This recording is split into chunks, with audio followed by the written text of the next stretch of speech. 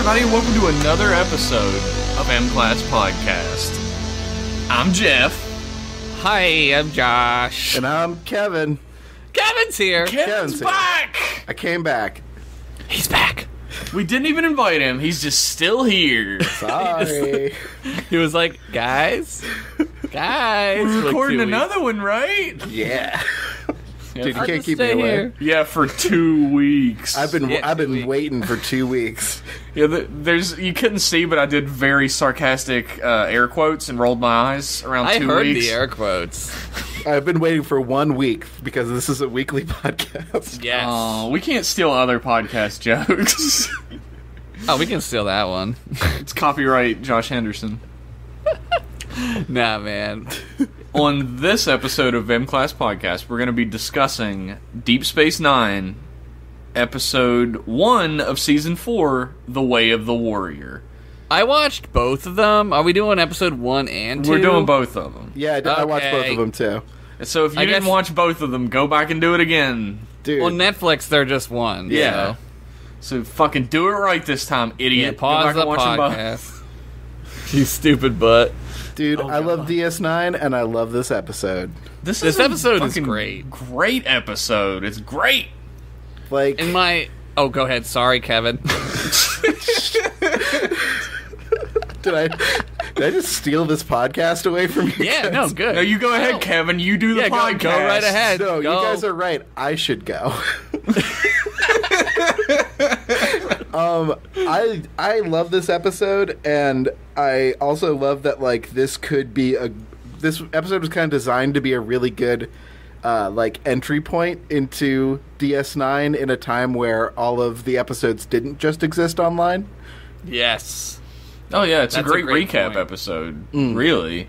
And it doesn't feel like a recap episode because shit gets moving fast. Yes. Yeah, it's really the beginning of the, if I was like a Star Trek galactic historian, this is where, the Dominion starts.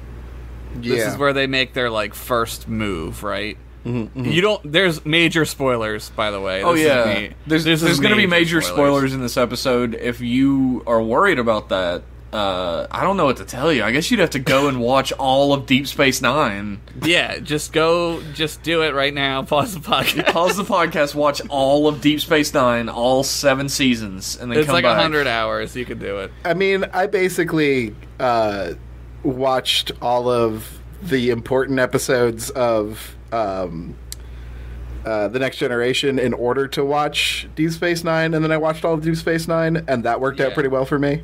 That's a good system. That is a good system, And- since TNG's not linear, really. No, not really. It doesn't really matter. It has Some of it has is. story arcs, but they're usually at most 3 or 4 episodes. Yeah, so 3 is the most I think it ever is. Yeah, and I forget what the link between what season of TNG we're supposed to be in when DS9 starts. It's after the Borg thing, right? 93, so it's probably season 6 Really? or 5. I think TNG has ended at this point, hasn't it? There's one season, so it might be 6 or 7. I was going to ask because I know the Enterprise has been destroyed. They bring that up. They This talk actually about that, first yeah. aired October 2nd, 1995. Yeah. Okay. So I'm guessing this is season 7 or it's already ended because the Enterprise D has been destroyed. In the movie Generations. Yeah. Oh. So this is after Generations. I did not watch that movie, but I did Oh listen to my a podcast God. about it. I listened to a podcast about it. So you know everything now. I know everything. I know too much. So that's an important thing to keep track of is that Worf is here. He's not in 2 places at once. TNG No. has pretty much ended at this point. Enterprise D no longer exists. Worf is without a home. And he's homeless. And I love the shit out of him on DS9. Oh yeah. Yeah, he's great. He's really great on DS9 up until the last season. When Yeah. when Dax dies, when Jadzia dies. Yeah. Boring. Yeah.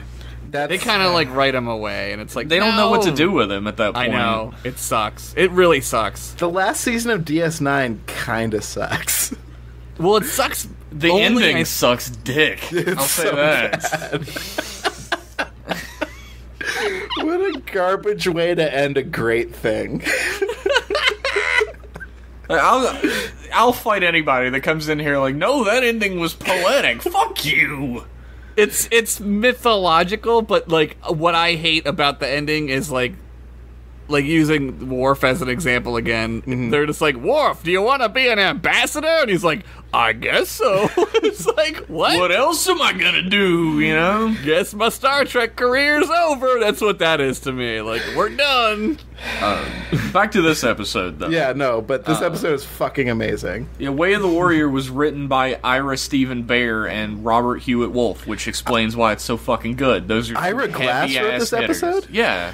Ira Glass. And Virginia Woolf. Wow. They wrote Virginia Woolf? They Did wrote she stick her head in an oven? Yes. Is that her? No. Which one did that? I'm not sure who you're thinking of. I think a lot of people did that. It's Plath. Oh, no, yeah, she... Oh, it's Plath, yeah. Yeah. she stuck her definitely head in did the that. oven. Well, now that we're on that cheery image... Dude, I bring feminism to this show. Yeah, we're two fucking He-Man woman haters on this program, so it's good that you came on here. Yeah, this is the representation this podcast needs. A woman in pantaloons? Next thing you know, they'll try to give the women the vote. That is a great Worf meeting Dax impression. Oh, dude, what does she say to him? She probably says, like, I want to suck your pee-pee. Nah, she definitely does not say that at this point. She kind of wants... She's like, big she's straight into up him like, now. don't, you know, misunderstand me because I'm a woman. Don't look down on me. They kind of... I'm laughing at you, Jim. They kind of like insinuate that maybe Worf is like flirting with Kira for like bit. half a second. a little bit. And I was like, I don't think I ever noticed that before. Like, I never noticed that was like a thing. They're too similar is the thing. Like, Yeah. I'm sure that's what the writers were thinking at that moment too, right? Oh, fiery Kira Nerys and Worf, Yeah, the Klingon and Worf. because warrior. just picture Worf in that dress being like, it was a training exercise. It was a training exercise. Yeah, dude. Oh my god. I like when he plays darts and he throws the dart like into the wall, Yeah, like that's into the great. board. The actual metal casing is in It the like wall. bends. Yeah. I love when Bashir and O'Brien are flicking the bean together. You know, Oh yeah, just two guys flicking the bean. that was Is that what they call pretty darts good. in Boston? And Beantown? Is that they call darts in Beantown? No, it's a different thing in Beantown. I love that O'Brien, who knows Worf, is still trying to joke with him and act like they're Right. like he's a regular guy, Friends. and Worf's just like Worf about it. It takes him a while, though. Worf's a sad sack of shit. He in this really episode. is. In general, he's a sad sack of Yeah, shit. but he's like super sad in this. He's like, woe is me sad. yeah. I feel Well, like like- there's a little bit of false equivalence later in this episode because fuck it, I'm gonna jump around. Where Worf's like, oh, I lost my ship. And Cisco's like, oh yeah, I felt the way you did when my wife got fucking murdered. And he's like, oh, but my ship got destroyed. Well, like the theme of this episode is like false dilemmas, right? Like, Yeah. it seems like we're caught between these two extremes when really there's a third option, and Right. like DS9 is the third option. It's not Right. really Federation, like it kind of is Federation, but it's not. It's in Bajoran space, which is kind of in a gray area. Like, Yeah, it's like more of a looser Federation, like, which he kind of hates later. Like, he's like, I don't understand how this fucking station, like, he goes to Odo and he's like, this place is crazy, nothing makes sense. And This- like Odo is like, let me read about all these things that happened on the Enterprise that were crazy. Yeah, it seems like a giant face in space killed one of your guys. Yeah, Nagila. He brings up Nagila. Dude. Yeah. The But, like, episode starts. Oh, go ahead. yeah. Guys, your podcast. Go ahead. oh yeah, sorry. God, two sessions of M class, and I've already worn out my guest welcome. No, man, that's what happens. You start having to do this permanently. I love it. What were you I gonna love it. say, sir?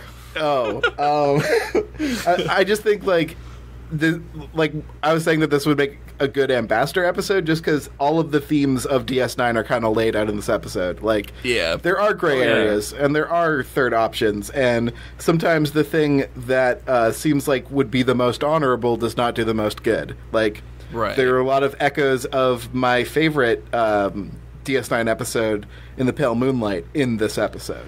Also my favorite. Also my favorite. Shit, we're the same. We're the same guy. Dude, you just can't beat that episode. No. There's a part when they're on the Defiant and Worf is on there with them, and he's like, I've never been on a Federation ship with a cloaking device, and like, you get the sense that that's where maybe he's like feeling a little more like this could be a place for him, because like that's like because the Defiant is a bird of prey, but it's a Federation bird of prey, right? Yeah, it's he's like, between this two ship worlds is with me. him. Yeah, like this is a Klingon ship. Like this is not a Federation ship. They don't have this stuff, right?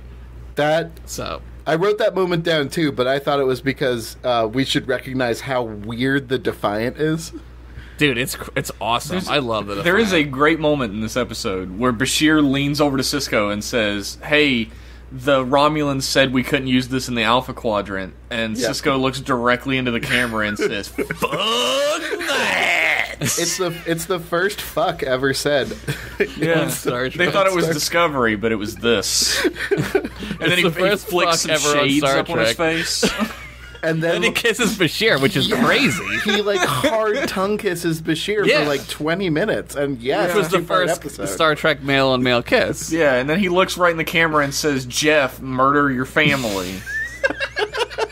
Which I thought was remember that part. strange, but I heard Josh. I didn't hear Jeff at that part. That's subtext, man.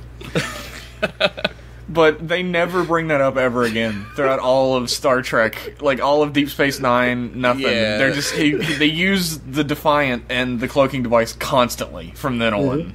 Yeah, well, like later during the Dominion War, it makes a lot more sense because like the Romulans aren't gonna fucking do anything about it at that point, right? They're just like, hey man, you guys are getting your ass kicked, whatever. Well, it's like they're saying don't look at porn on the family computer, and they're like, you're not gonna know. yeah, like how are you gonna know, dude? Like it's a fucking cloaking device. You're literally never going to know. Like, that's what it's there for. Like they It's had a fucking stealth Romulan. them. They had a Romulan on board, like in season 3. Every Yeah. time they used the Defiant, there was a Romulan there, and then she got fucking murderized, and then a woman who looked almost exactly like her showed up and was a Yeah. different Romulan that was on board. And That sounds like also Romulan got- racism, Jeff. She also got murderized. What are the odds? Some of those panels just explode a little too good. Yeah. Dude, right? I think that lady who dies in this episode actually died. Like the fake explosion really killed her. Hell, it looks like it. It looks like it was really close to her face, dude. Dude, those Federation engineers always making exploding computers. Can we make a computer that sparks don't shoot out of it at my face, please? That would be great. We have cell phones that ignite themselves in your pocket, so... It's a fucking Samsung. That's what it was, right? Samsung? Yeah, What yeah, was I'll, this? I'll put that on Samsung. Yeah, it's Samsung. Making their flammable phones that ignite in your pocket. Burn a hole in your leg. Alright, I didn't know anything about any of that. That was like fucking They don't- 6 years ago. They don't tell people in Virginia. I actually live in West Virginia, which no one knows exists, so that's probably why I didn't find They out don't tell about it. people in Massachusetts about West Virginia. Dude, I went to Washington, D.C., and I got an Uber Lyft, right? And I'm not giving them fucking money, advertising money, Uber or Lyft. It was an Uber Lyft. Sure. And the lady was from Pennsylvania, like right on the border of West Virginia, and she was like, West Virginia? They got that now? Oh my god. That's that Southern education. Pretty much. I said it. I fucking said it. It's from Pennsylvanian education right there. It's some Kansas shit. Just take out West Virginia from the book. They're not gonna need to know about it. They won't. They're right. Jeff, Penises in vaginas. Nope, cut it out. I'm sorry you have to deal with all these coasties on your podcast. Coasties. Coasties? East Coast liberal elites. Yeah. That's us. I'm just kidding. I'm a fucking disgusting southerner. Yeah. The way this episode begins would be very confusing, I think, if you were just coming into the series, though, if you hadn't watched anything before this. Yeah, it would be a little, yeah. Because they don't really introduce Odo or anything before they're running around. It's like a genius drill, right? The best way to catch a changeling is to actually use a changeling in your drills. Well, since this is the first episode of the season, you have to remember back in the day, like, you had to wait a long time to get to this. Right? Oh, yeah. Like, so, I don't know when season 3 ended. I'm assuming it was like April or May, maybe. So you had to wait till October to see it. And the first thing you get is like these like troops running around DS9, and you're like, holy fuck, like what's going on? Something's And then going it's like, down. Yeah, They got It's the just a big drill. rifles. They got the Mark III phasers or whatever. Yeah, which never made much sense to me. Like, the phaser has a kill setting already. What does the rifle phaser have? More kill? It's a human centipede of phaser. I believe it has 16 settings. You can look that up. But why? For you all can- kinds of different killings. So you can Okay. double kill somebody. You can kill Once for killing streak with ghosts. it. Shit, you can murder their spirit? Yeah, man. Jesus. Too bad they didn't figure that one out in the last episode of DS9. Uh-oh. Uh-oh, sorry, it's the Mark II phaser. This dude is fucking spoiling already. I love that we get like some lampshading of Cisco's current haircut, like right off the bat. Oh, yeah, from Cassidy. Oh, Cassidy's so great. Yeah, she I love is. Cassidy. Cassidy's a fox. I'm not gonna lie to anybody. She is Cassidy super is cute. adorable. Yeah, and she's into it. She likes the shaved head. Way to go, Yeah. Josh. That's why I shaved my head. So you could be more like Captain Cisco. Hell Yeah. yeah. That'd be pretty. I'm more Captain Cisco than I am Captain Picard, that's for sure. Yeah, that is for sure. Remember that time I said, Jeff, shut up about the cloaking device? Then you tongue kiss me for 20 minutes straight. Yeah. Exactly. I didn't want to get into that right now because I'm too turned on already, but yeah. Yeah, it sounds right. Mm-hmm. But we also get a beard stroke when Cisco is thinking about something. Like, Yes. like it's one of the very first things he does is he's like, no changing in here, beard stroke, and I'm like, yeah, that's what you do when you have a new beard. Yeah, you stroke it. I've had a beard for like 5 years and I haven't stopped stroking it, so I'm doing it right now. I mostly itch mine because it's itchy. Mine's not itchy. It is right now. Do you use I have a- conditioner? No. I have a little maple syrup in mine since I had triple breakfast today. Dude, I had Triple? breakfast. I had a night egg. Breakfast for breakfast, breakfast for lunch, breakfast for dinner. Jesus. Motherfucker is breakfast out right This guy is living high and dry. Don't leave me high. This guy's fucking king. King of the fucking breakfasts. It's a burden in a lot of ways. It is. But anyway, Cisco is trying to get his fucks on with Cassidy, but Yeah, he is. as always, his being a captain cockblocks him immediately. Oh Yeah, yeah, I wanted to point something out when he gets that call. It's that he is drinking real alcohol and not synthahol. What's he drinking? So if he was drinking synthahol, you could take a swig of that and then shrug it off because you can will the effects of synthahol off. Sure, it's magic. Yeah, Sure. magic drink. But he took the time to prepare that meal himself. He took the time to prepare that meal himself, which means that's real alcohol that he's not Oh, drinking. for sure. Yeah. I would never drink synthahol. That is some I would just. fanning shit right there. That's dude. This is Kevin. This is Kevin, man. He notices all kinds of crazy stuff. I love it. Dude, don't get me started on Longmire's Sriracha bottle. Oh my god. Well, that's another podcast. That's another podcast. Oh no. But Oh no. There's something I wanted to point out about that scene is that Yeah, they you do do. the most Star Trek shit in history that happens a million times a fucking series, which is, Captain, I think you should come see this. Yeah, they don't explain What's what happening? it is. Tell me. Yeah. Like, maybe I need to know, like, immediately. Yeah, and he comes up there, and the Klingon flagship has decloaked. The Negvar. You couldn't have told him that. But, like, he's in his, like, sexy date outfit. Yeah. Yeah. So, like, I think Picard would have changed. Picard would have been in his uniform for his date. Yeah, he would have like, uniform dated it, for sure. Yeah, that's real. That's real. Why do I need to change? That does happen a lot, though, right? Where Picard's wearing, like, his PJs or whatever, and they're like, Captain, fucking red alert, we're under attack. And then he shows up on the bridge in his full uniform, like, instantly. I like when that devil lady sends him down to the planet in his PJs, and he says, Mr. Worf, can you bring me a uniform? It's like, just get transported back up, dude. Dude, and we got my boy Martok. Oh, Martok Martok's great. Is the except it's man. not- Yeah, that's it's the not spoilers. Martok. We were doing some heavy changeling research while my wife and I were watching this episode. Yeah.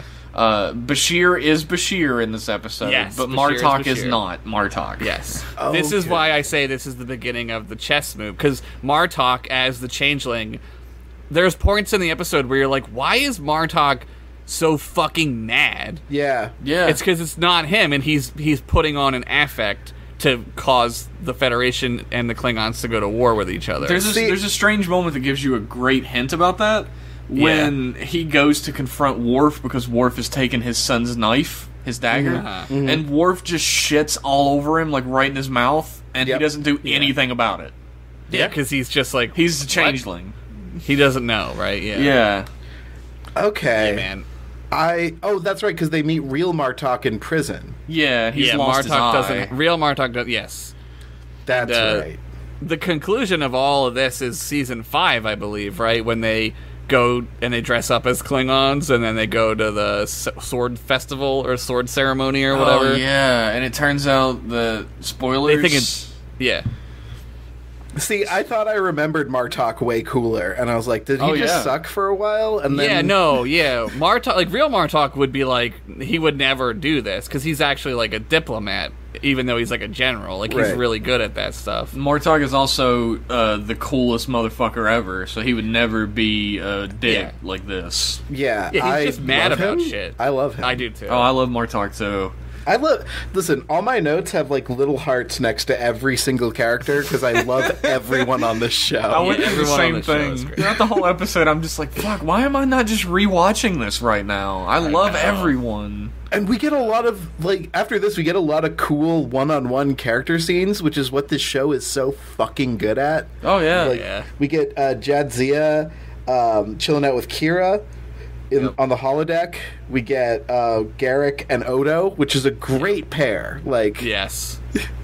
There's so many good pairs of characters. Like, it's, like, ridiculous how everyone fits together so well. My favorite thing about DS9 is that for 5 seasons, maybe, or maybe 6, I don't know, whenever Odo becomes a bitch later on, and I can't stand him.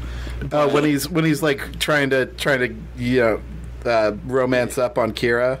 Yeah, and then he like sells everybody out to the fucking, well, whatever. But yeah, he gets all sucky. he gets sucky. But anytime Odo appears on screen, suddenly the writers are like, "All right, this shit is a noir mystery now. That's what it Yep, is." Yes, absolutely. And that's I why love Odo's it. my fucking favorite. Yeah, I love how he, like, goes to Worf and he's like, "You've only sent 5 messages a day and you stopped, so this is either this or that." And Worf is like, "Fuck." See, like Odo talking to Garrick is like, it's these two space weirdos, right? But you can entirely minimize it down to a detective talking to a stool pigeon, Yeah. an informant. That is what is happening in that scene. Yes. I love it. you could It's so good. like if you were like careless in your accusations, you could be like, Worf and Odo are the same character. They love No, their rules and regularizations. Yeah, like, that's a word. But like putting them together like that really makes both characters come alive. Like, you see how Worf, loves the structure of the Federation, but he doesn't he still doesn't know where his loyalties lie, and you can see that Odo like isn't like a hard ass like warrior. He's a detective who has to care about the place he's in. Right. That's the difference in. I always love to point out the difference in security officers, because, like you said, if you're careless in your accusations, you can say all the security officers are the same guy. Right. But Worf and Odo are worlds apart in how they do their job. Worf is blunt force. He puts his metal skull up against every Offense. problem. All offense. All offense. Best defense is good offense. Yeah, his two thing. offenses is the best defense. And Odo is slippery. He's like Literally. Yeah. literally. He's like not above using underhanded means in order to he's sort of the type of character who the ends justify the means. Oh, for sure. There's times in the show where Odo does some shit and you're like, that's fucking super illegal. Oh, and I'm yeah. not even sure, like, American cops would do that. I was gonna say it's like when you look at Worf and Odo, you're like, oh yeah, soldiers and cops are two different things. Right, yeah. Yeah, pretty much. Yeah. Military police are usually frowned upon. Yeah. And like Tuvok is all like chess moves. Right. Yeah. He's all tactics. He's not trying to force his way through anything. He's out thinking and out maneuvering. Which puts Odo as like the most like empathetic, emotional one among the three security officers. yeah, I would say. Right. Odo is my favorite of the three for sure. But what about Tasha Yar? Oh. Tasha Yar's the best defense is no defense. The best defense is snake oil pit. The best is getting slapped by a tar monster. Tar monster. Dude. R.I.P. Rips. In this episode, we meet Martok's son, who I don't think ever even appears again, does he? Yeah, what's his name? Drex. I don't think he ever comes back. I don't know if Good. he gets sent to like a boarding school or what's his deal, but Dude, he got You saw he got this dude. sunned so hard by Worf that yeah, he gets owned. You saw this dude, like, he obviously got murdered on Cardassia, like, instantaneously. He was the first Yeah. Klingon to ever die against the Cardassian. dude, they find real Martok and they're like, yeah, Worf just sunned your son so hard. Don't worry, Worf later will be your actual good son. They meet real Martok and they're like, hey, your son died on Cardassia, and he's like, well, Good. shit happens. I hope it was not even honorable.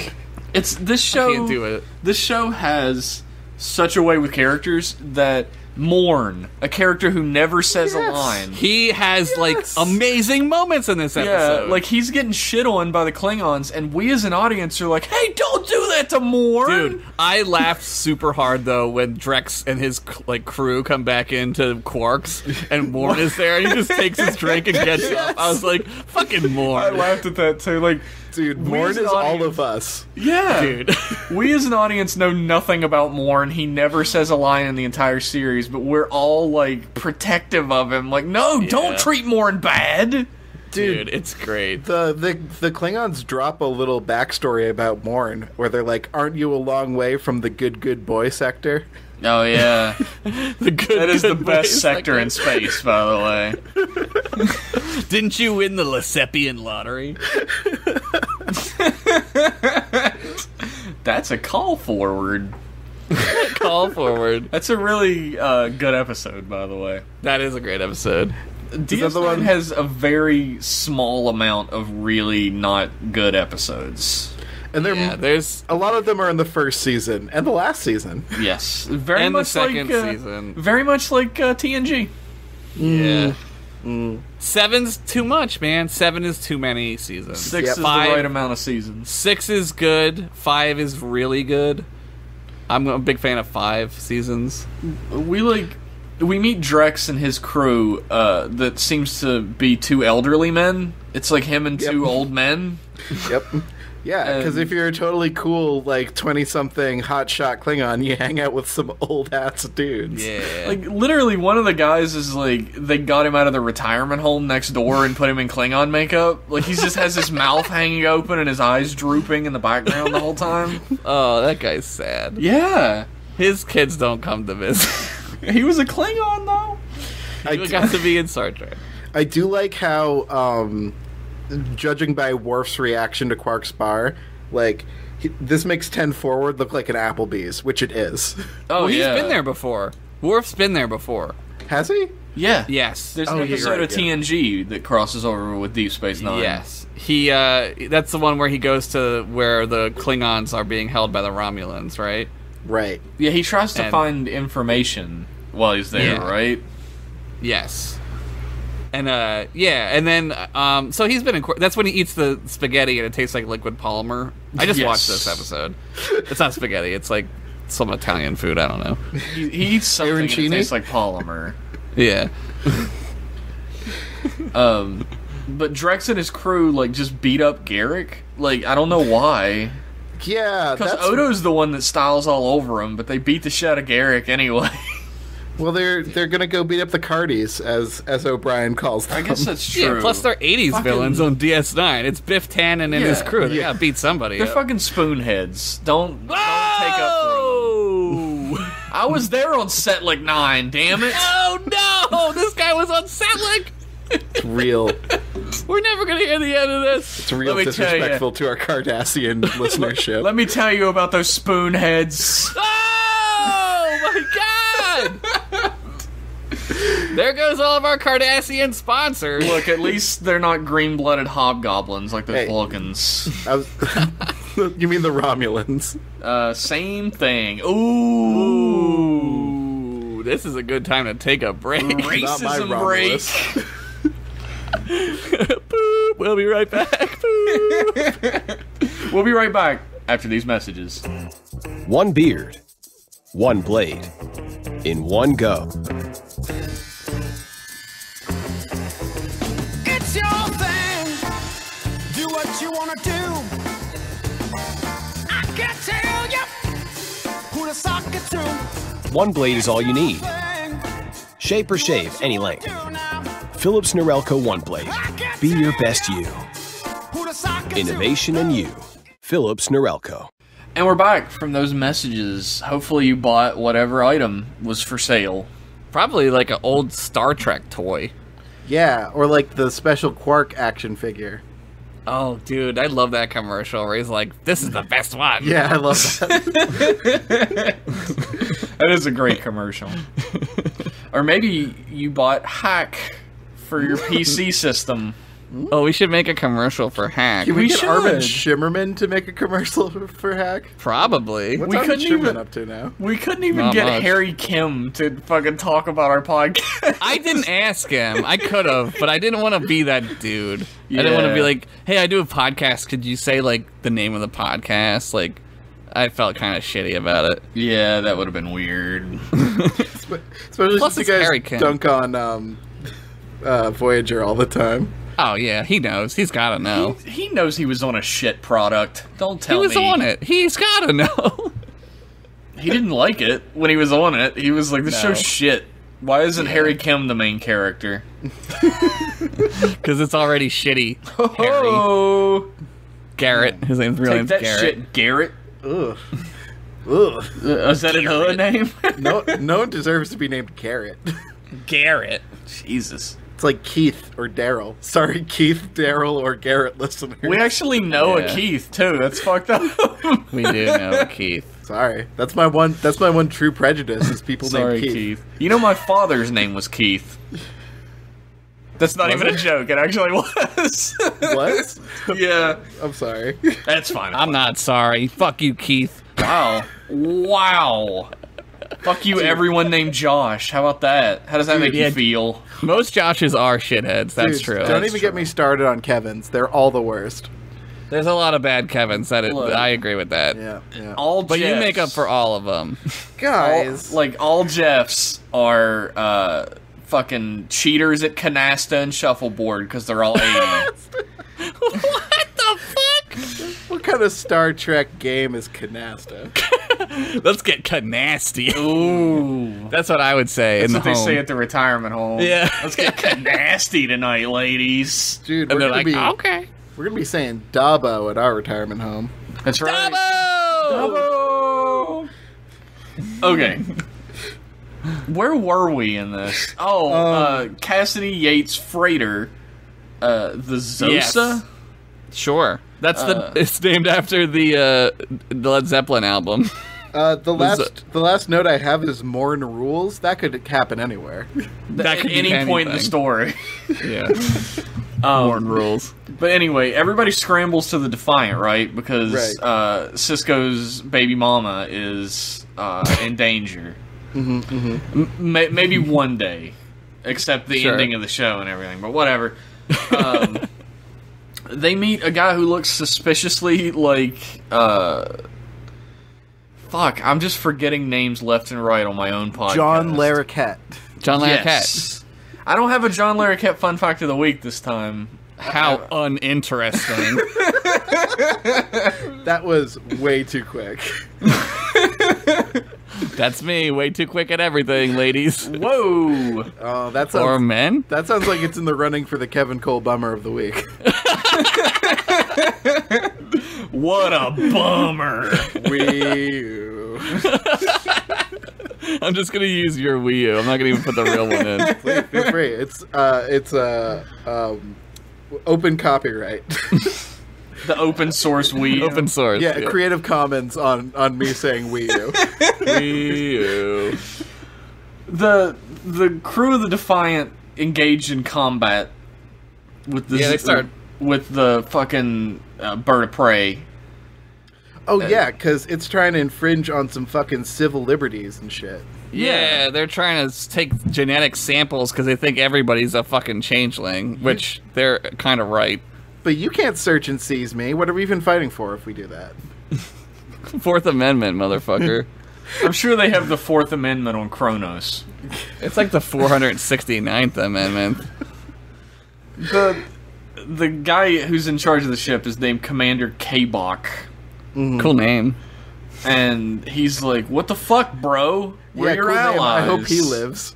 Yeah, we're bros, right? What are you doing? I'm searching and seizing here. What are you doing, What, bro? You here to help me search and seize, bro?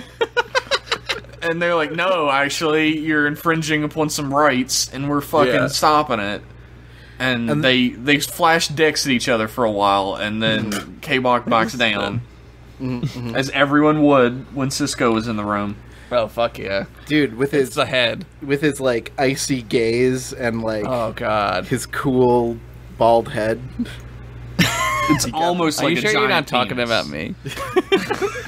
I'm not sure. Damn.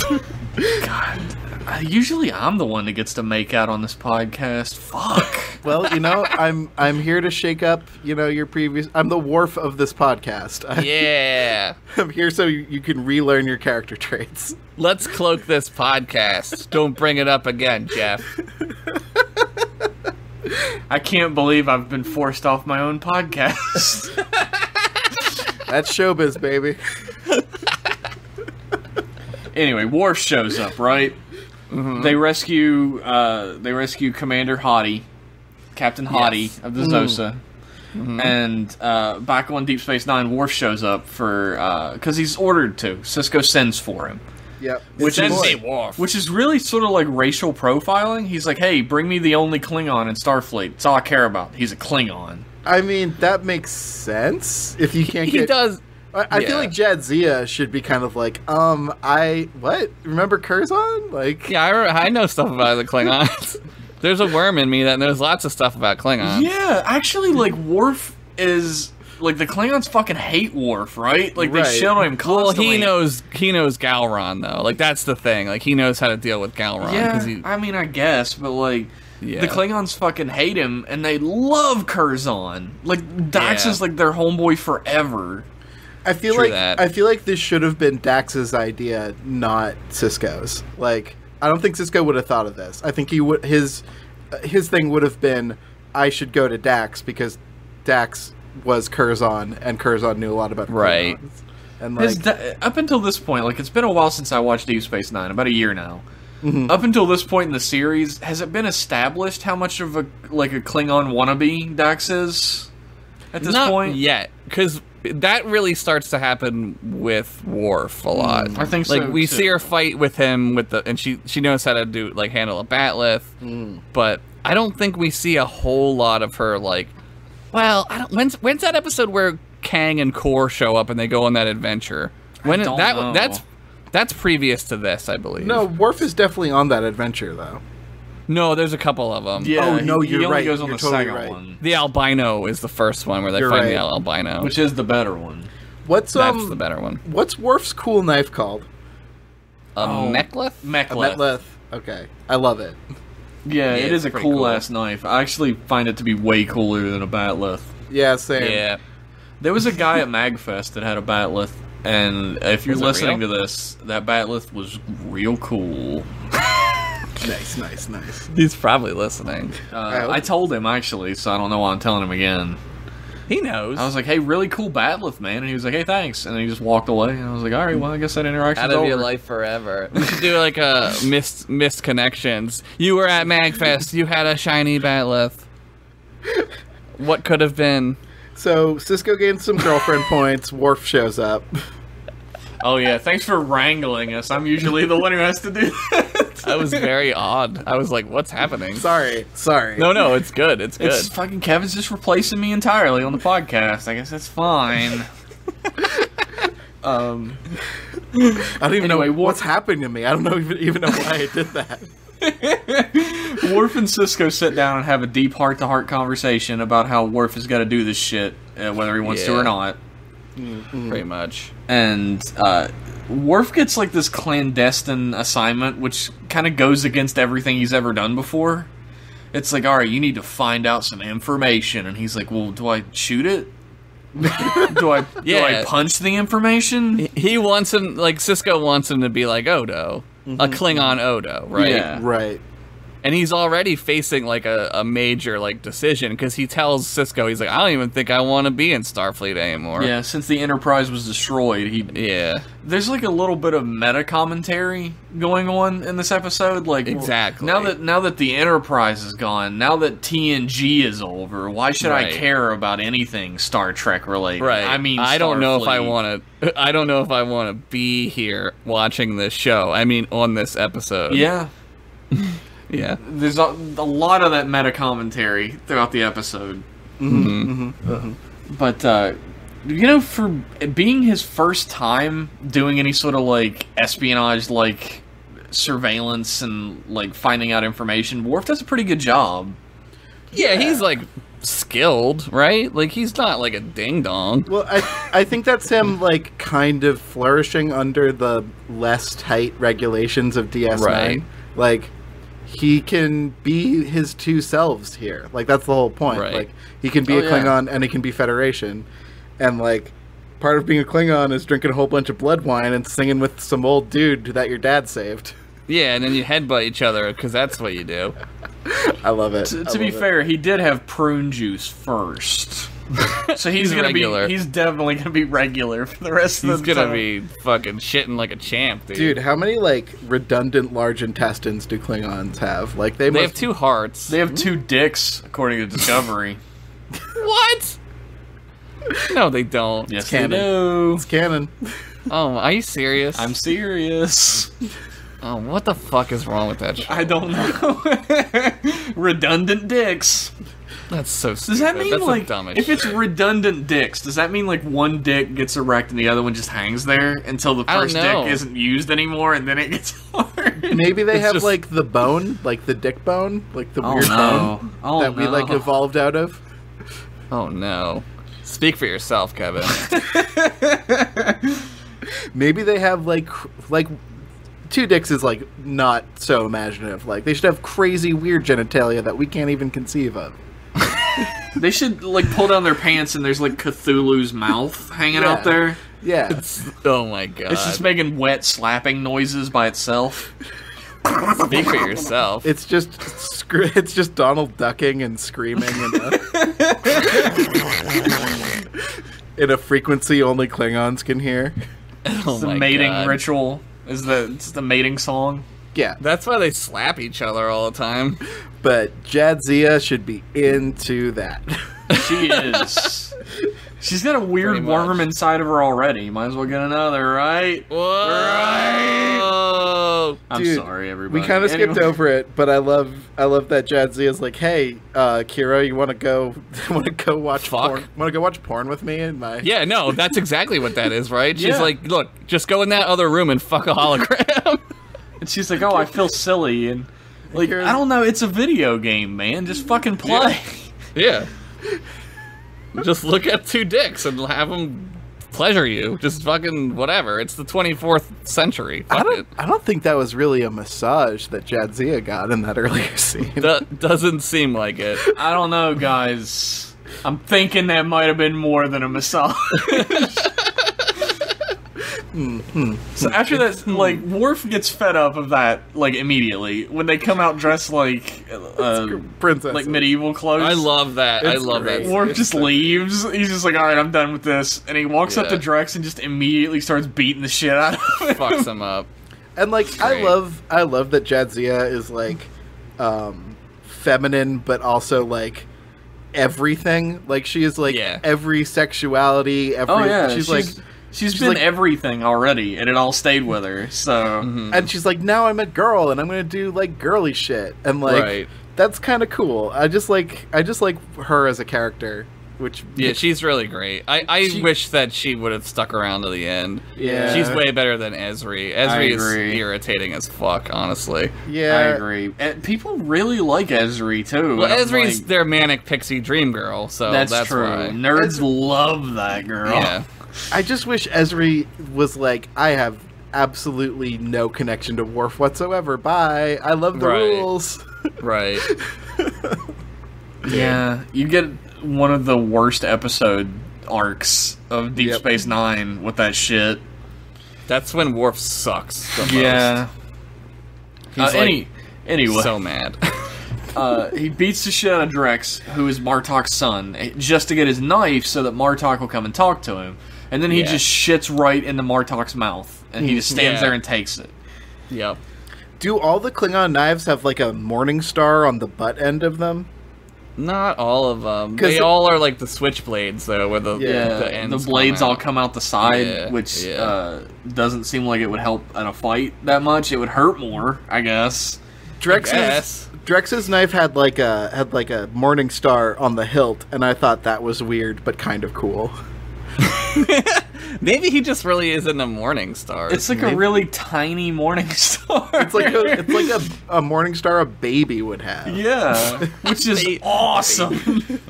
Give babies morning stars. Yeah. But then the famous old man drinking scene happens. Love it. Yeah. Kevin Cole's favorite scene, old man drinking. Oh, is my good. my favorite scene is yet to happen. We'll get to that scene. Oh shit. Oh shit. And he learns some information that disturbs him. Who Yes. was that old guy? Should we know who he is, or is he just a guy? No, he's just a guy. His name's Haraga, but he's just That- a guy. That Klingon makes me guy. like that scene even more. He is just a Yeah. guy. His family was saved by Moog. That's all he needs. That's all you need to know. Oh, so he's a Moog boy. You get my Moog favorite. boy. You get my favorite scene in the episode where Odo just like puts all of his cards on the table for Worf, and he's like, "Actually, I've been following you, and Yeah. I know everything you've done since you got here because I'm Odo. And everyone loves Odo as we proceed to love Odo. I'm the Odo. Gotta love me." Oh no. Odo. Oh Joe. Shirt it. Wait, what is it? Odo. No. What's the other thing? What's the other fucking I'm the thing? Odo, gotta love. I'm the Odo. No. Gotta love me. Skip, skidoo. Oh, fucking shit. I wish I remembered that now. It's Voot Zoot Skadoot. Yeah, Voot Zoot Skadoot.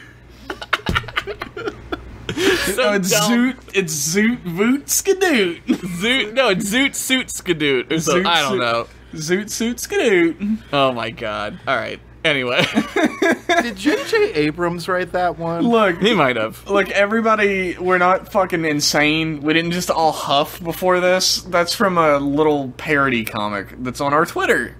Right. Check it out. At M Class Pod. Podcast. Yes. Only 40% of this podcast huffed before recording it. Don't be fucking throwing me under the bus like that. 40. Dude, How is that divisible? Yeah, wait. I don't know. Fucking do the math. Just do That's it. tough math right there. That's tough math. Email, M-Class emails something. Not something. S. M Class email singular.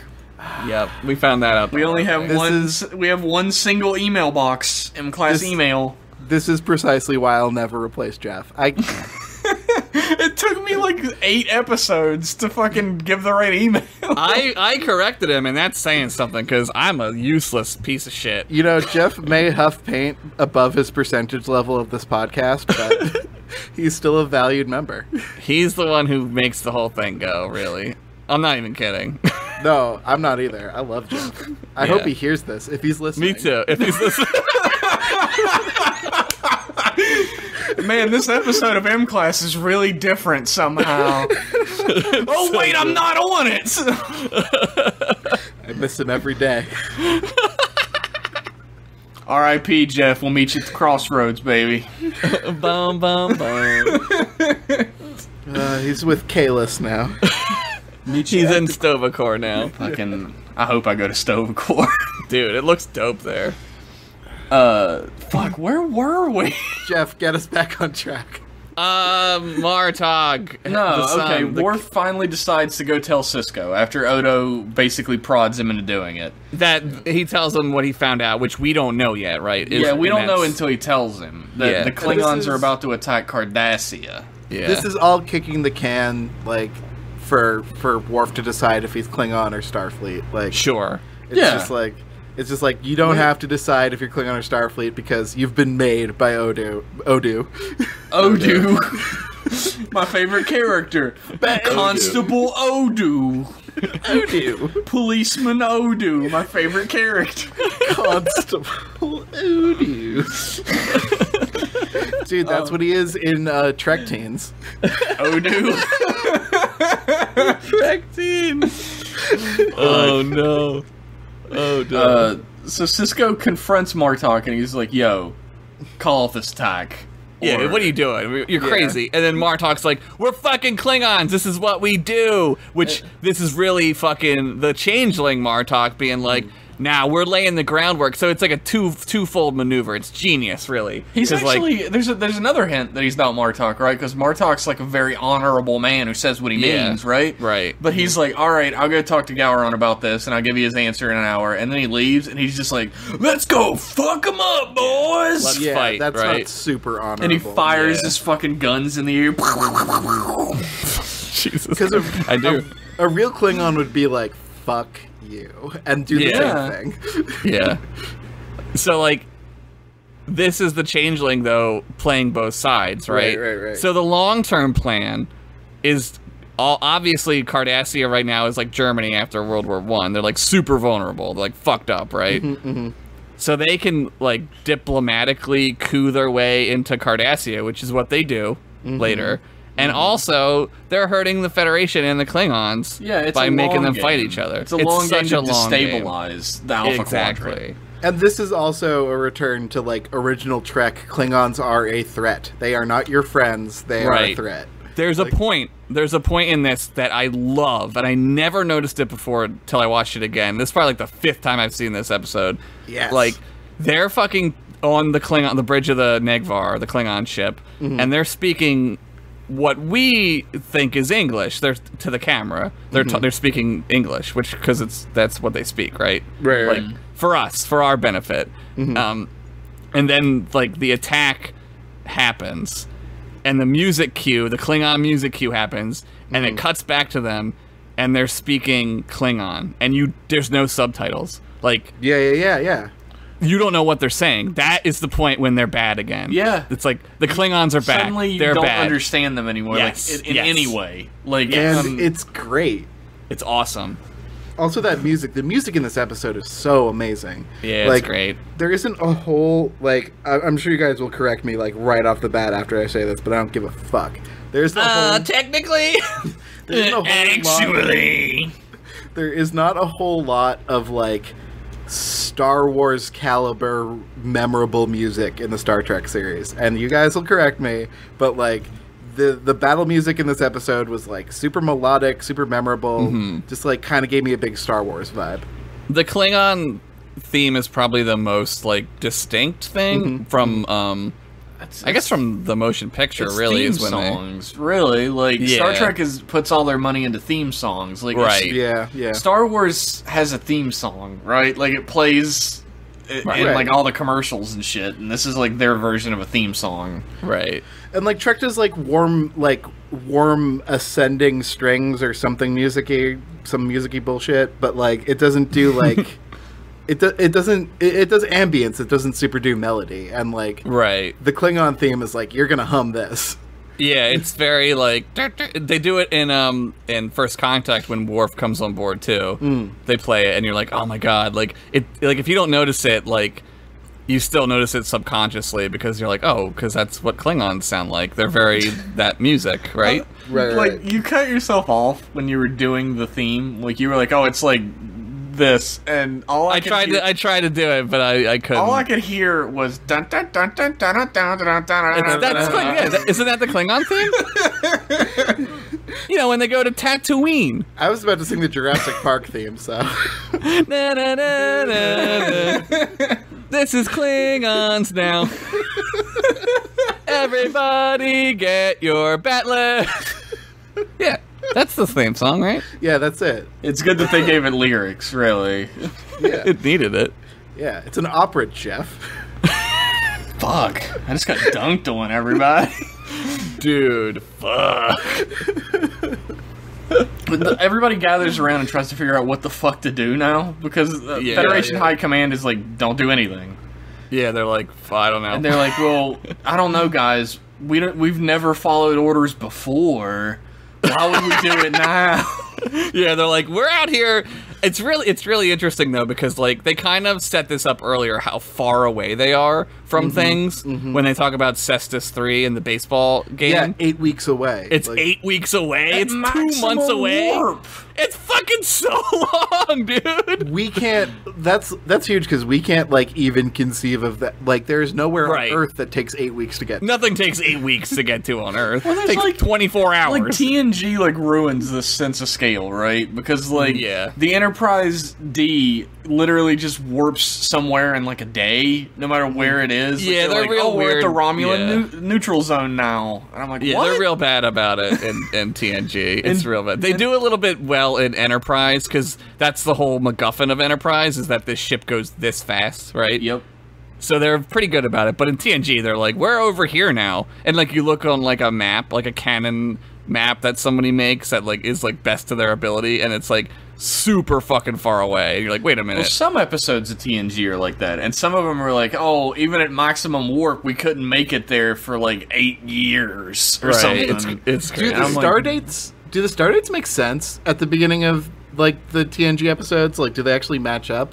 It's based on the episode. There was a formula for TNG. I think it was like the episode number and the season, but it starts at 410 or something like that. So every first number is 4. Okay. It doesn't make sense. Like, there's no like real pattern to There it. is a timeline to it, though, is the thing. Right. Yeah, And it just yeah. goes episode by episode. Yeah. But the fun thing about that is when Voyager and Deep Space Nine started, is that they followed the same order. So Yeah. so like Deep Space Nine happens between 2 episodes of TNG, Yeah, it's cool. which is Okay, pretty that's cool. neat. That's Yeah. pretty neat. I like that. Universe building, man. It's really important. But they do figure out a way to help Cardassia because the Klingons are going to Cardassia to butt fuck the whole planet, the whole quadrant. Dude, Yeah. a third way. They figure out the third way. Dude, The that's butt. it. like, yeah. That's there are only 3 ways. That's the lesson of Deep Space Nine. Is like, There's not 4 ways. no, that's insanity. That would be too many. The they have like a genius. I feel like DS9 solves all their problems. Like TNG solves their problems with technology, Right. and like ass pulls of technology and like ingenious moves by the characters we know. And Yes, Deep Space yes. Nine solves all their problems by putting a character into the hole. Dude, that's, Yes. that's small business. Like, Yeah. The character that they put into the hole is Garrick. They're like, we need to get information to Cardassia. We have a spy on board, everybody. Right. yeah. Sometimes they- you can't throw money at a problem. You have to throw a person at it. Yep. Yeah. They bring him into the room and they just pretend like Cisco needs the suit. They don't even pretend. Like, Barely pretend. I love that. I fucking love that. I love it too. it's so great. It's so... Dude. Although it doesn't matter because fucking the Klingon Empire just withdraws from the fucking Khitomer Accords 5 seconds later. Yeah, I it's mean, crazy. It doesn't matter because he basically passes that info on to Ducat, who we all hate. Like, Oh my we god, all love. Dude, Ducat almost dies like 17 times. Like, I he is know. he's the biggest cocksucker because he will not fucking die. That's true. And it's like, if he dies, he's Hitler. If he dies, the whole thing is different. I wish I could write a villain half as good as Gul Dukat, because he is Hitler who like fucking tricks you. Dude, know? he's like smart ass genius Hitler. It's crazy. It's so fucked Yeah. up that he is Cardassian Hitler or whatever, but they write him to be a likable character at the same know. time. There's Well, like, parts where you you're like, hate oh. him and you like him at the same time. Yeah, that's Well, that that- gray, man. That's the Charlie Chaplin mustache. That's why Hitler got the mustache, because he wanted to be likable. He didn't. He Yeah, wasn't like Didn't I work. Well, Turns out that mustache is super out of style until forever. Yeah. You know, Michael Jordan had that for a little while. yeah, No, he didn't. What Did the he? fuck? yeah, he did, dude. You don't know this? Yeah, he did. No, I've never seen this. I mean, He was I in don't a wanna- Hanes commercial with it, and like I had Yeah. to fucking like double take. I was like, does he have a Hitler mustache? That was Oh, before there it the is. fucking dumb shit Nazis came back that we got Yeah. now. These Yeah. shitty, like, sorry ass versions. You notice of none of shitheads. those fucking neo-Nazi pricks have the balls to have the goddamn tiny mustache, though, right? No, because they'd get their fucking asses punched on every Yeah. fucking time Yeah, they they left would. their house. Bunch of pussies. I dare any of you Nazi fucks to get that little mustache. Yeah, fucking do it so I know, so I can fucking, like, slash your fucking face off with my fucking rage, dude. Ain't no Fuck you. Ain't no Nazis watching Star Trek. They can't. That's they, true. They No. can't possibly edit all the women out. Dude, Too many aliens. No, there's no border wall big enough, a Dyson wall to go around the whole galaxy. dude, you'd be surprised. Like, I've been to some fucking, like, Star Trek chat rooms, and they're like, man, this Discovery show is so fucking SJW. And I'm like, have you watched Star Trek before? Yeah, I mean, like, that's like the least SJW Star Trek there is. I mean, they're making Klingons have 2 dicks, apparently. Dude, every conservative leaning insult is like a compliment. Like snowflakes are fucking beautiful, man. and fucking social justice warriors, those are 3 cool words. He's got it. He's right, everybody. Social is cool because social studies is awesome. It's my Yeah. favorite subject.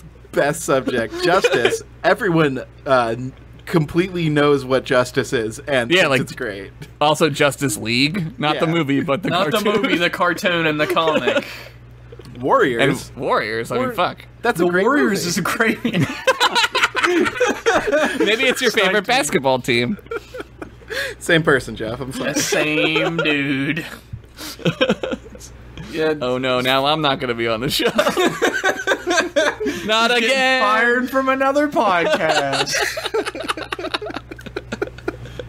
Oh man. Fuck. What is happening in the show? Okay, so They Khitomer withdraw Accords. from the Khitomer Accords. Yeah. Yeah. The we all know Federation what those Klingon are. Alliance. Yeah, we know what that is. Did you not? Kevin? Star Trek 6, Kevin. Come on. Those are signed before TNG starts, right? Yes. Yes, they're Yeah. signed during right after Star Trek 6. Yeah, like a little bit afterward. Yeah. A Klingon ship, however, shows up that has Chancellor Gowron aboard, and for all intents and purposes, it's like it's by itself. Mm-hmm. Oh, I do have a John Larroquette fun fact of the week. Oh my god, fucking finally. Play the music. Is there music? Da-na-na-na-na. It's the fun fact now. Everyone get ready for the fact. Okay, so Robert O'Reilly, who played Gowron, Yes. when he was brought on board to play Gowron, he played it straight. He played like, Honor to you like and all- your house. Now he played it like all the other Klingons, right? Yeah, and he was brought in on an episode that Jonathan Frakes was directing. Okay. And Jonathan Frakes was the one who told him to do the eye thing. That he I does love that sometimes. shit. Dude. I love that And shit. that is where Gowron got his giant fucking crazy eyes from. You can thank Commander William Riker, Jonathan Frakes, for that. And Jonathan Frakes loves smiling. He loves it. he, it's his he is favorite a thing. big fan of smiling and being handsome. He looks like combine that- Satan when he smiles. No, Avery Brooks looks like Satan when he smiles, but like They really both hot do, Satan. actually. Like- they look like sexy Satan. Are you talking about Gowron or Riker? Riker. Gowron looks like the Jesus Satan from The Messenger. Did you guys ever see The Messenger? No. All right, first of all, you gotta watch that movie. It's great. But if you're at a computer at home and you're wherever, Google Jesus Satan from The Messenger and tell me that doesn't look like Gowron. I guess I'll do it right now. Do it right now. Jesus Satan the Messenger. I don't know about no computers. You're on one right now. Alright, so a bunch of biblical passages came up. I don't think I'm going to be shit. able to see it. Yeah, you're right. There's like, all kinds of crazy stuff here. Uh-oh. Dude, Uh-oh. save it for the Bible podcast. We're definitely Jesus. going to be doing the Old Testament cast. Jesus the Okay, type in Jesus the Messenger movie. Oh my god. It's like the first two. And that's fucking Jesus Gowron. the Messenger movie. This is Are you all spelling- staying in, too. Is the Oh, best no, part. I'm not editing any of this out. You better not. Editing. This is Oh my John god, Larroquette- it does look like him. I fucking told you. This He's is the got John crazy Larroquette fun fact eyes. of the week. It's the story of Joan of Arc. Yeah, the Joan of Arc movie. Sorry, did you say John of Arc? Yeah. Look, this is the MRA version of Joan of Arc. In the Spider-Gwen universe, it's John of Arc. That's a comic book joke. That was your John Larroquette fun fact of the week. That was a great one. I didn't know that. How interesting. Interesting. Oh, how interesting. Anyway, Worf gets summoned to Chancellor Gowron, who is like, You think he's gonna get yelled at, but Gowron's like, "Ah!" which is like really kind of out of character for him, the way he's been for Yeah. like the rest of the TNG and shit. Yeah, especially later. Also, when he comes back in DS9, he's a real dickhead. But he's who like, doesn't- Worf, I love you. Let me suck your two dicks. Yeah, who doesn't want Worf on their team? Like, It's true. Yeah, Worf was on his team though during the Civil War, the brief one. Yeah. With the Duroses. Worf was- is really good at getting thrown against walls. You definitely want him on your Yes. team. Yeah. I was looking at that that Star Trek Online picture you posted of like Yeah. the TNG crew, and like Worf is like 8 feet tall. Yeah, that guy made a Worf like super big. I was like, he's a little bit tall. And I'm like, really? Well, that's the Okay. thing. If you hear people in Star Trek talk about Klingons, they're like, yeah, Klingons 7 feet tall and 300 Yeah. pounds of muscle. And I'm like, nah. 2 dicks. Not a- It's just the guy in the background. Two dicks. Don't forget about the dicks. I'm like, nah, you can see them. They're like not any taller than fucking Riker. Riker's not 7 feet tall. Dude, Yeah, that's why they Riker's- got. That's why they gotta wear that sash, man. Right with their 2 dicks. Riker's got 2 dicks too. He's not fucking running his mouth about it. Right, but he's from Alaska, so Everyone from Alaska has 2 dicks. That's canon. That's welcome, canon. Alaska. But Gowron's like, Conservative, join- right-leaning. Fuck. Damn. we're getting political on this episode. Fuck conservatives. Hi, everybody. I did want to bring up that they kind of look the Worf complex in the mouth in this episode, where Worf gets to beat up everybody. Yeah. Like, they're like, oh, you know how we usually show how fucking sexy and powerful other people are by letting them beat up Worf? Guess what? We're showing how sexy and powerful Worf is by letting him dunk on everyone. Also, it's the Wild West, right? And what do you do in the saloon? You get in a fight. You get in a and that's what fight. Worf does. And he's real good at it. Oh, yeah. Yeah, for He's the been first practicing. time, he's real good at it. Well, he won that trophy on that thing. Yeah. He got ninth place, I believe you mean. No, that's the alternate timeline. I feel like Michael Dorn, right? When they were like, all right, we want you to be on DS9, he's like, I've got a stipulation. Yeah. I gotta win fights in this one. He even gets to go all out fighting Jadzia, and, like, she's amazing, but she's not, like, a fucking Klingon. Yeah, well, yeah. It's Klingons get their shit slapped hard in this episode. Oh, later on, absolutely. Oh, they get yes. fucked up, dude. But that's their whole way. Is just like throw bodies at it, right? Yeah. They're like fucking send them in. Dude, it's the, You get it's this the great line too. Not anything about that, but like when Worf's like, "Yeah, I'll have to keep my honor and not join Yeah. you," and Gowron's like, "So be it." It's the Emperor. Yeah. It's the conservation of ninjutsu. It's like, if there's a bunch of ninjas, those motherfuckers are gonna die. Oh, If there's one ninja, you're fucking gonna die. Unstoppable. Yeah. Dude, that's like the smartest. Is that a thing? I've never heard that is that. a thing. Yeah, it's called the conservation of ninjutsu. It's like the theory of relativity with ninjas. Holy shit. Yeah. That's really fucking smart. I've never heard that. Yeah, that's been around forever, man. Well, I'm an idiot, Jeff. Yeah, apparently, Josh. On I this still think podcast, Josh learned something. I still think it's cool, and I'm excited that we get to like be like, you haven't heard of that? Yay! Yeah. We get to discover it all over again, Jeff. Suck my dick. Suck my 2 dicks. Suck my 3 alien dicks. Suck my 2 Alaskan Klingon dicks.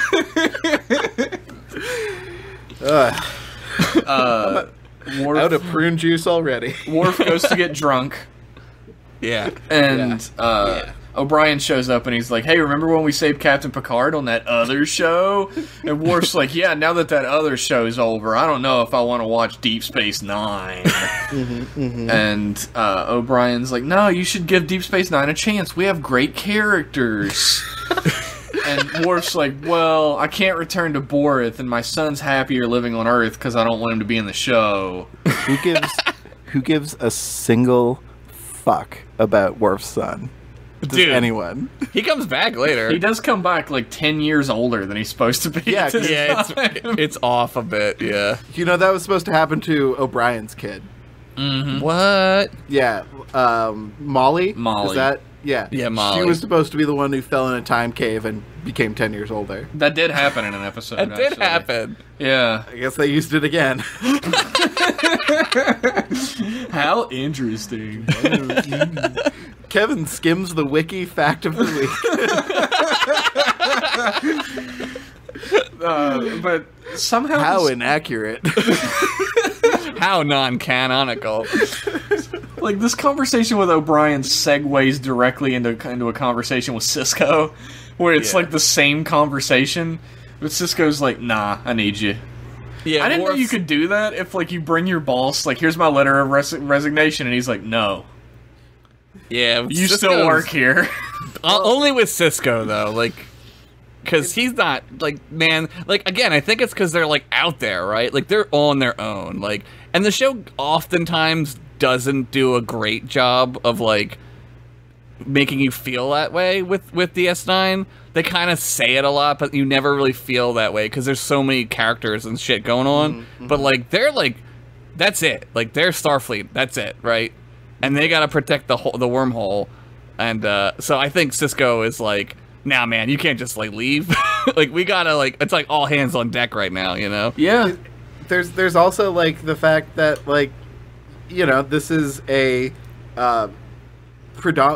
this is a science fiction TV show that among all the other things that's like blazing the trail on, like big plots that span seasons, Right. it's also like run by African Americans. Yes. And like it's incredible, and it's an incredible opportunity for like an African American actor or a black actor, like to just like be not like disappear into a role, but like actually, you know, not be tokenized or exotic. Yeah, it's just we talked about here. we talked about this before on other episodes where it's like really shitty that they do not make him a captain immediately. Like that it's was like, my only problem with Deep Space Nine going into it. They start him out as a commander, and you can give as many in-universe reasons for that as you want. Yeah, but it's a little suspect that the only person that has to start out as commander is a black guy. Is a black guy. Yeah, it's like oh okay. Well, I mean, coupled with the fact that like they're always so eager to be like racism's over in the Federation. Right. Exactly. Yeah. Exactly. What an archaic concept. Anyway. Yeah. Right. Anyway, here's Commander Sisko. Yeah. What an archaic concept, right, white captain? No racism here. Yeah, put on your mini skirt and go take my calls. You're scant. Get that scant on. Sisko contacts the Cardassian government, and he's trying to get in contact with the council, the Tapa Council. The Tapa Council, yeah. Mm-hmm. And Gul Dukat answers the phone, and he's like, "What?" Yeah. Dukat is such a great character. He like is so honest about himself. I love Space Snake Hitler. Yeah, dude, he's great. yes. But like Sisko's like, I think what happened is you saw which way the wind blows and you changed sides, and he's like, seemed like a good idea at the time. Yeah, it seems like it might work out later. Like if like he was like a hologram, he'd like jab an elbow into Sisko's ribs. Yeah. You'll love me. You'll see what I got planned. But that's like sociopaths, man. Like Yeah, they just blend in. Yeah. they will say anything to make you love them. Yeah, yeah, they're sociopaths. They're crazy. Don't you guys love me on this podcast? Not like people who make podcasts. We just want to tell you the truth and be your friend. Yeah, we just want you to love us. I mean, Oh shit. Cheese it. Kevin, take that out. is this my cot? This is my god. It was before the episode. Before we recorded. That's a throwback to a joke that you didn't even get to fucking hear, everybody. That's the level of professionalism on this podcast. Yeah, we're all kinds of on top of it. Let's take a break. We'll take All another right. break, and we'll be right back after these messages. Listen, battle stations. To the sound of terror. To the cry of battle. The peace treaty between the Federation and the Klingon Empire has ended. Witness a merciless enemy. One final hope. Lieutenant Commander Worf. Reporting for duty, sir. The showdown has just begun on the next Star Trek Deep Space Nine. Welcome back. Yeah, I don't remember where we were at whatsoever, but I think we're talking about Star Trek. Star Trek? Yeah, that's what we're talking about. Being some Trek boys. Trek boys. Trek boys! So they take the Defiant to meet up with the Tapa Council. They're gonna save them. Yeah, And but they before cloak the Defiant. before they go out, we get one more scene with Sisko and cute lady, cute Cassidy. Captain Cassidy, Cassidy Yates. and she says, "I don't know what." She says, "Don't die," and I don't know when I'll be back. Yeah. And Sisko says, "Make it soon," which is make it so. which is like make it so, but like adorable. They love each other. Nah. I'm gonna have to go ahead and say no on that one. What do you mean? He just say, That was definitely not a reference to make it so. otherwise he'd just say, "I hope you come back soon," or "I hope you visit again." Make it soon. Yeah, if he was a nerd, but he's not. Yeah. Why else would he say "make it soon"? That sounds like super creepy and possessive, unless everyone knows about Picard. All right. Run a poll on your little. All right, Why don't we'll put you a run poll a up. poll on my podcast Twitter? Bitch. Oh my god. Oh Damn. my god. I got sunned over here by Jeff. You got son. You just got dad dicked. I just saw Jeff's dad dick in the shower, and now I'm like, I'm not there yet. Oh no, what's happening? Maybe one day. So they use the cloaking device. We talked about that. Yep. They go to meet Gul Dukat, and they pass through all these ships on the way there, which is going to be a fucking problem on the way back. And they're Yeah. also like, we can't decloak just to look for survivors. Yeah. Which is Worf's like, wow, that's a not what great we would do. idea. And I'm like, what? Shouldn't you be Yeah. like, it's without honor to not? Whatever. Yeah, he doesn't. no, it's fucking smart. You can't. Sorry, one guy like Worf holding his gives, like, breath. Worf gives like the actual like Klingon motto that he was always against before in this as well. He's like, the only thing that like the most honorable thing is winning. Victory, yeah. I'm like, that wasn't Worf. Why would he say Yeah. that? Yeah, Worf's going through some shit right now, Jeff. Yeah, Dude, he's- I had to let it slide this once. You got to understand, He's Worf's being going through torn some apart, stuff. man. Yeah. He's got all these true. feels. He's got too many emotions going on right now. He's got to be a little more data right now. And like toxic masculinity culture is not going to help him here. No, man. They don't have yeah. that in the future. Well, Klingons are just toxic masculinity, except for everyone. I don't know. Their women are pretty tough too, man. Yeah, exactly. They're like It's they're toxic Klingonicity. women that, I don't know. Maybe I just don't respect Klingon culture enough. Wow, not. what a You gotta go on the- speciesist. You got to go on the student exchange program, and learn how to Yeah. eat rocked. like Riker did. Yeah, And All that- you have to do is talk about having sex with 2 Klingon women at once, and they'll all and you'll win respect them you. over. There it is. That's exactly what Jeff is talking. I mean, Kyle. Kyle, what the fuck is your name? Kevin. That's it. Yo, but how else did he have sex with 2 Klingon women at once, unless he had 2 Alaskan dicks? Oh my god! Holy We're shit! blowing this one wide open, boys. 911truthers.org. 2dickstruther.org. Math is wrong. Geocities.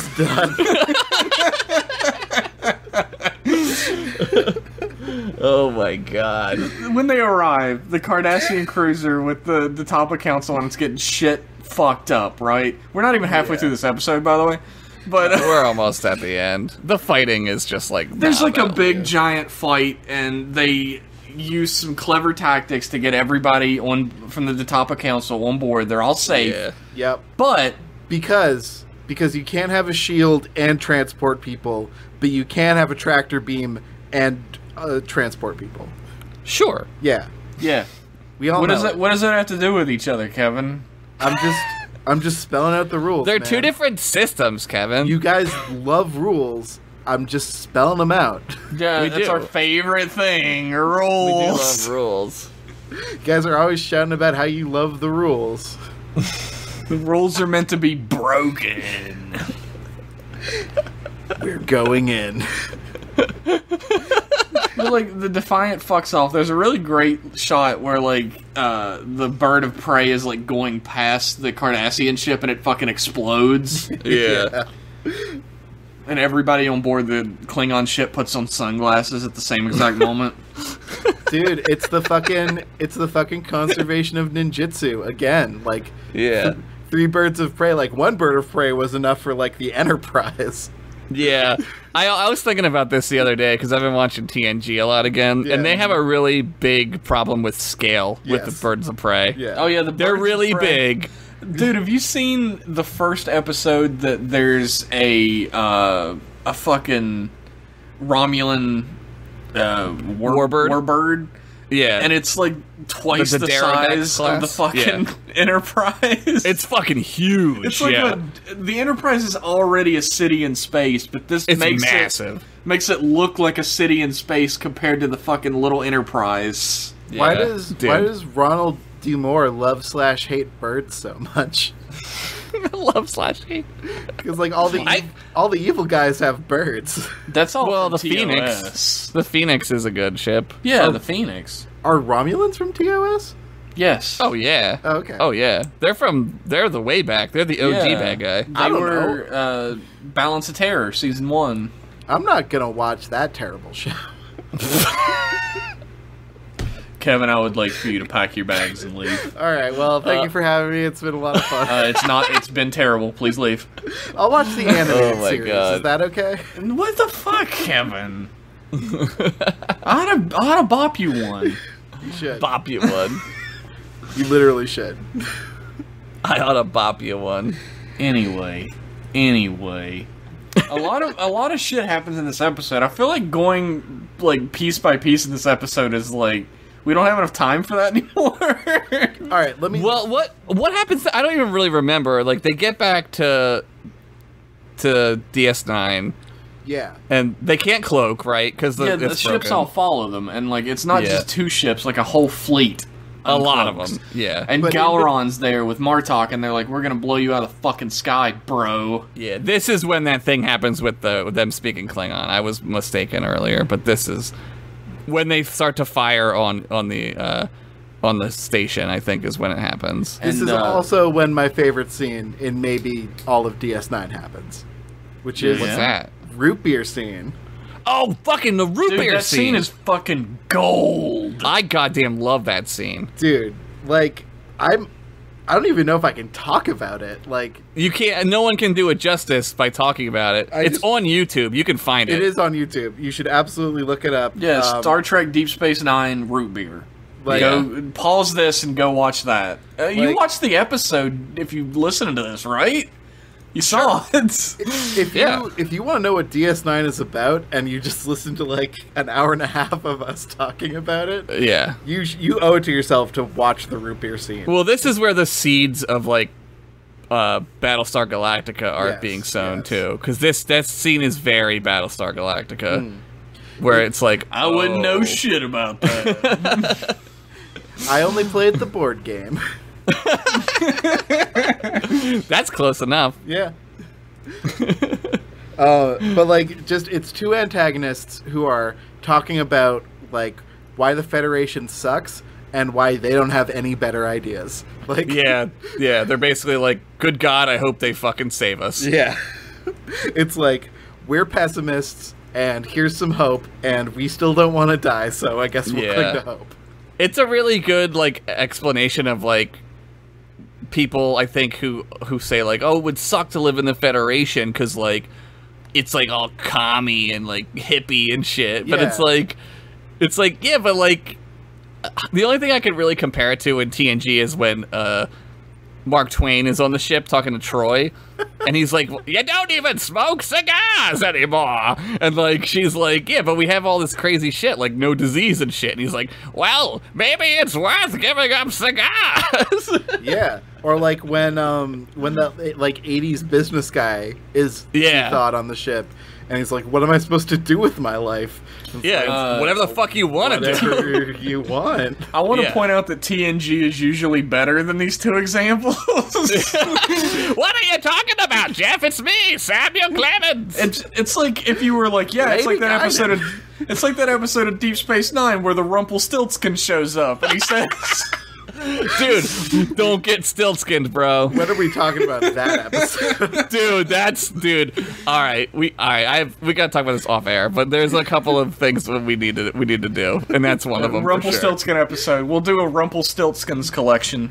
Dude, Mike and I always used to like talk about like what if there were like 2 guys on like DS9 who just showed up one day and they're like, yo, this place is fucking crazy. A Rumpelstiltskin showed up. Also, this hot lady got turned into a skeleton. what if like in like like those like edgy universes where everything's the same except vampires exist? Yeah. What if everything's the same except Rumpelstiltskin?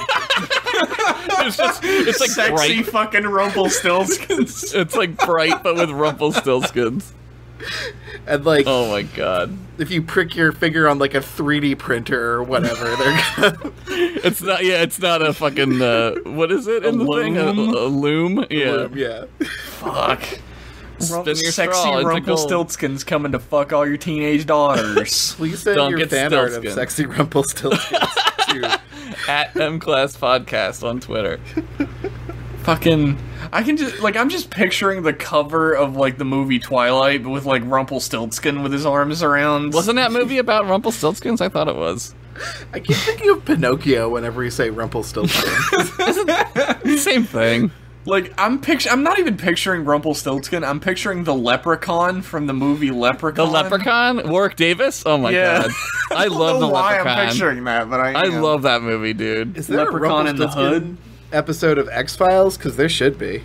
There's a Genie episode. That episode rules. That is a great episode. This is not the X-Files cast. Sorry. Get back on topic. Sorry. We're talking about sexy Rumpelstiltskins. So Bashir gives this great keep calm, carry on speech to the other medical team. Does he? I don't remember that. Yeah, he's like, you're gonna see a lot of blunt trauma and knife wounds. Oh, yeah. Just remember your training and keep calm. We also get a really, really dramatic Garrick and Ducat scene that's straight out of, like, a play. It's a very play scene. It is very... It especially becomes very play-like once the Klingons actually do show up and they're yelling their lines, Yeah, like, they're towards yelling. the back of the audience. You can tell that the actor who plays Garrick is like, my character would never do this. Yeah, he doesn't like it there. It's not, Like, once, instead of being supernatural and smooth, his lines are hyper stilted. Yeah, because Garrick would kill him. He would just kill him. Yeah. Yeah, he wouldn't care. We also, like, we don't get to see Rom in this episode, but, like, Rom... We actually do get to see Rom in this episode. Do we? Whenever Worf gets off the transport for the first time, Is Rom there? like, fucking Quark says that's the last thing we need, another Klingon. He shakes his head, and then he holds his arm out, and Rom's runs into screen with his head turned away. And you can tell it's the same actor, and he's wearing the same makeup, and he ushers him off the screen. That's how we see Rom in this episode. What? Why would they... There must have been some Rom part that they cut out, right? Maybe, yeah. Probably so. Well, he writes that letter when he takes Yeah. his gun. I'll kill him. With what? I love That is that. the best line in the episode to me. Like, I That's love like- I love the Yeah. root beer scene to death, but when he's like, I'll kill him, and he goes, with what? Yeah, with what? In 2000, in Anno Domini 2018, we have not come up with a funnier, like, wittier collection of lines than that. That's really good. Oh, fuck. I love Odo and Quark's relationship so much. Yeah, it's great. It's really great. I love... And then, like, the fucking station gets attacked. Oh, yeah. And By, like, everyone fist fights Klingons and wins. it's I- crazy. I love that we get to see the Federation and the Bajorans on the ship, like, both with their own tactics. Like, the Bajorans do a lot of guerrilla shit, like... Yeah. Yeah, they do a lot of hit and run stuff with them. And the Federation's just like, we'll stand here and get shot with disruptors. Yeah. They're like, we'll attack the Klingons head on. Yeah, that'll My work. favorite part is Odo just punching and kicking Klingons, and Yeah. he's just like, the budget wasn't high enough for me. Yeah, whenever I see that, I'm like, oh no, they couldn't make him do anything because it's like too complicated. He already turned into a hawk. What more do you want? Yeah. Like, My- he could have... Ostensibly, we're supposed to be like, yeah, Odo could shapeshift. He could just, like, turn his arm into, like, a big goo whip and slap Yeah, it people. wouldn't or, matter. like, He could get punched 1,000,000 times. It wouldn't do anything to him. Like, what? he gets My- knocked out several times in the series, which makes no sense. I know. It doesn't make any sense. My favorite part is just Cisco calling himself this old cat, which is like from his deep bassy voice is the most pleasant experience. That's Yeah. straight up Avery Brooks, though. Avery Brooks, if you ever watch Avery Brooks, like, talk, he's like a fucking, like... What's the thing before hippies? The 50s Beatnik. thing? Oh, he's like a beat- beatnik. yeah, he's a beatnik. He's a beatnik. He really does. The way he speaks, and, like, he writes poetry as well, but the way he speaks Yeah. is very poetic. Yeah, And- he's a weird guy in a good way. He's, strange. He's Shakespeare. He's like Picard. Yeah. That's another fun fact for you. One that I've already done, I believe, is that Avery Brooks was the first person of color to ever graduate from the Royal Shakespeare Academy. What? I did That's not know fucking cool that. as shit. How interesting. How interesting. Yeah, I think That I is- did that in the that's- previous episode, but I don't remember it. I love Avery Brooks. It's new to me. it's new to me. I might be a little wrong on that. So continue talking, and I will check. Okay. O'Brien gets fucking like pwned. Like he gets. He does. I mean, Kira gets stabbed, but like O'Brien also gets fucking knocked in the fucking dome. Rutgers. Yeah, he gets a cut. Not the Royal Shakespeare Academy. Rutgers Academy. School of Acting. Rutgers? Still cool. That's in New Jersey. Yeah, Rutgers University School of Acting. He was the first African American to receive a master's in acting and directing from Rutgers. What? When? In fucking, I don't know, 1970s? I don't know. Rutgers? 1976. Oh my god, Rutgers. The other thing I noticed is goddamn everyone doing the double axe handle smash. in Dude, this. that is God, standard yes. taught in Starfleet. Yeah, it's the hand-to-hand number combat one classes. move. It's OP move number one. It's like the jump kick in Turtles 2. Yeah, if you double axe hand hit somebody, they go down. There's no way to deal with that. Yeah, because there's no defense. If you put your hands up, to block it, there's so much force coming It doesn't down matter. that it just knocks your hands out of the way. No human or alien can stop it. That's all I know. No. Dude, it's like two-handing your weapon in Dark Souls. It's just like double the power. doubles the power. Makes it faster. Dude, Captain Kirk, normal man, uses it on fucking Khan, superhuman, and hurts him. So that's There you all go. you need to know. It's physics, Kevin. Dude, like, that's the, like, I would probably do that because I'm a huge nerd. That would be the most natural thing to do if I was ever in a bar fight. Break both of your hands. is what it would Yeah, do. pretty much.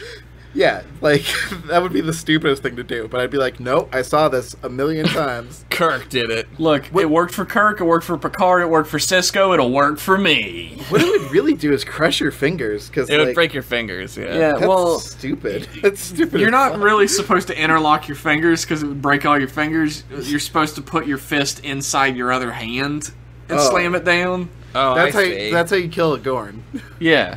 Yeah, You guys Gorn need to hate come to that. my Gorn fighting class. Dude, I'm in. Dude, I need to know what to do if a Gorn is coming at me, because that's, at this point, that's way more likely than Just getting into a bar walk fight. backwards very quickly. They're very slow. Look, if the Gorn comes up in the club and slaps your girl in the ass, what are you gonna do? I don't know, man. Probably make a gun out of some bamboo and shit. You better Ain't no bamboo guns in this club. You go up in the Plaxico club, Burris. You make your fucking giant bamboo gun, and then you go around collecting everybody's fucking bling to put in it to fire at. Man, I mean, yeah. I mean, you gotta see if your girl's all right and be like, Yeah. hey, I can do something about this. I've seen Star Trek.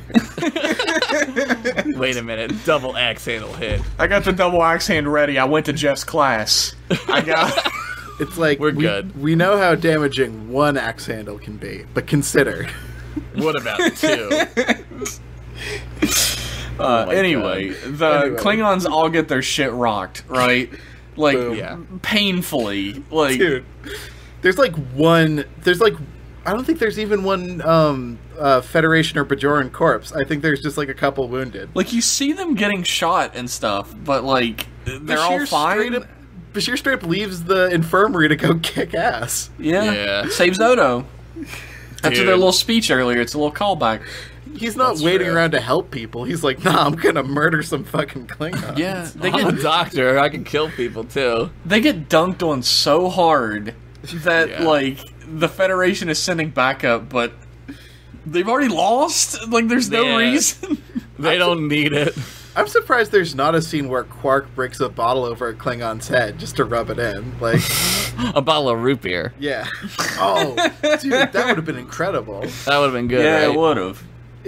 Especially considering he pours the root beer out of like a kettle thing. Yeah, Well, it's they like don't a know big how to coffee put root beer. pot. They He don't pours know it about out of. root beer. They don't know. They don't know. They don't know about A&W. Oh man, I haven't had soda in like 3 years, and I had like a sip of root beer the other night. I Oh was like- god, that's like the worst one. I was like, this is just. It was. It's- my same reaction was, Yeah. it's insidious. It's fucking bad. Like, I haven't had root beer probably in like, I don't know, a year. I And, drink like, soda like all the fucking time. So I try not to. It's so bad. I drink fucking Pola Seltzer, kid. look, Oh I could. God. There are so many worse things I could do with my life. I could shoot Oh, heroin into my 2 absolutely. dicks, but instead I drink soda. I will fight and die for your right to drink soda, and also fight and die for Philadelphia's right to tax you on your soda. The soda tax that everyone hates. Oh, Dude, no. Well, you know people what? If it hate goes so- towards anything good, fuck It it. It goes towards kids. Yeah, Yeah. fuck it. Go for it. Yeah, it goes towards kids. Actually, I hate children. No. I'm not too fond of them myself, but like, you know, they need to learn and shit, I guess, right? they're gonna be in charge when I'm old, so... Yeah, they should learn not to be stupid. Yeah, I hate hypothetical kids, but like I Yeah, don't want exactly. I don't want to live in a country with stupid kids. Yeah, I don't want to live with Yeah. dumb kids. Yeah, I agree. They can tax my soda. That's kids fine. are already predisposed to being dumb, so Yeah, yeah. I mean, I hated kids when I was a kid, so Yeah, I did True too. that. I did too. Gowron gives up, even though Martok doesn't want to, and they all turn around and leave. yeah. They go home. Because the USS Venture shows up, and all the Starfleet reinforcements. And Gowron's like, "You have sided against us in battle. In this we do not forgive yeah. or forget." It's like I can see him doing it. there's a lot of like there's a lot of sneakiness in this episode, but also there's a lot of like you have to wait for things to happen sometimes. Yeah. Like you can't start pre-war because you think there might be a thing, Right. and you can't escape pre-pain by running. It'll always catch up to you. Right. Like That's a really good point. some shit you just got to suffer through. And even though it Yeah. seems counterintuitive, even though logic doesn't like super follow you, it's just a thing. Like sometimes there are things in life that you got to suffer through. Which They're is hurt. why Yeah, it's pain, right? Yeah.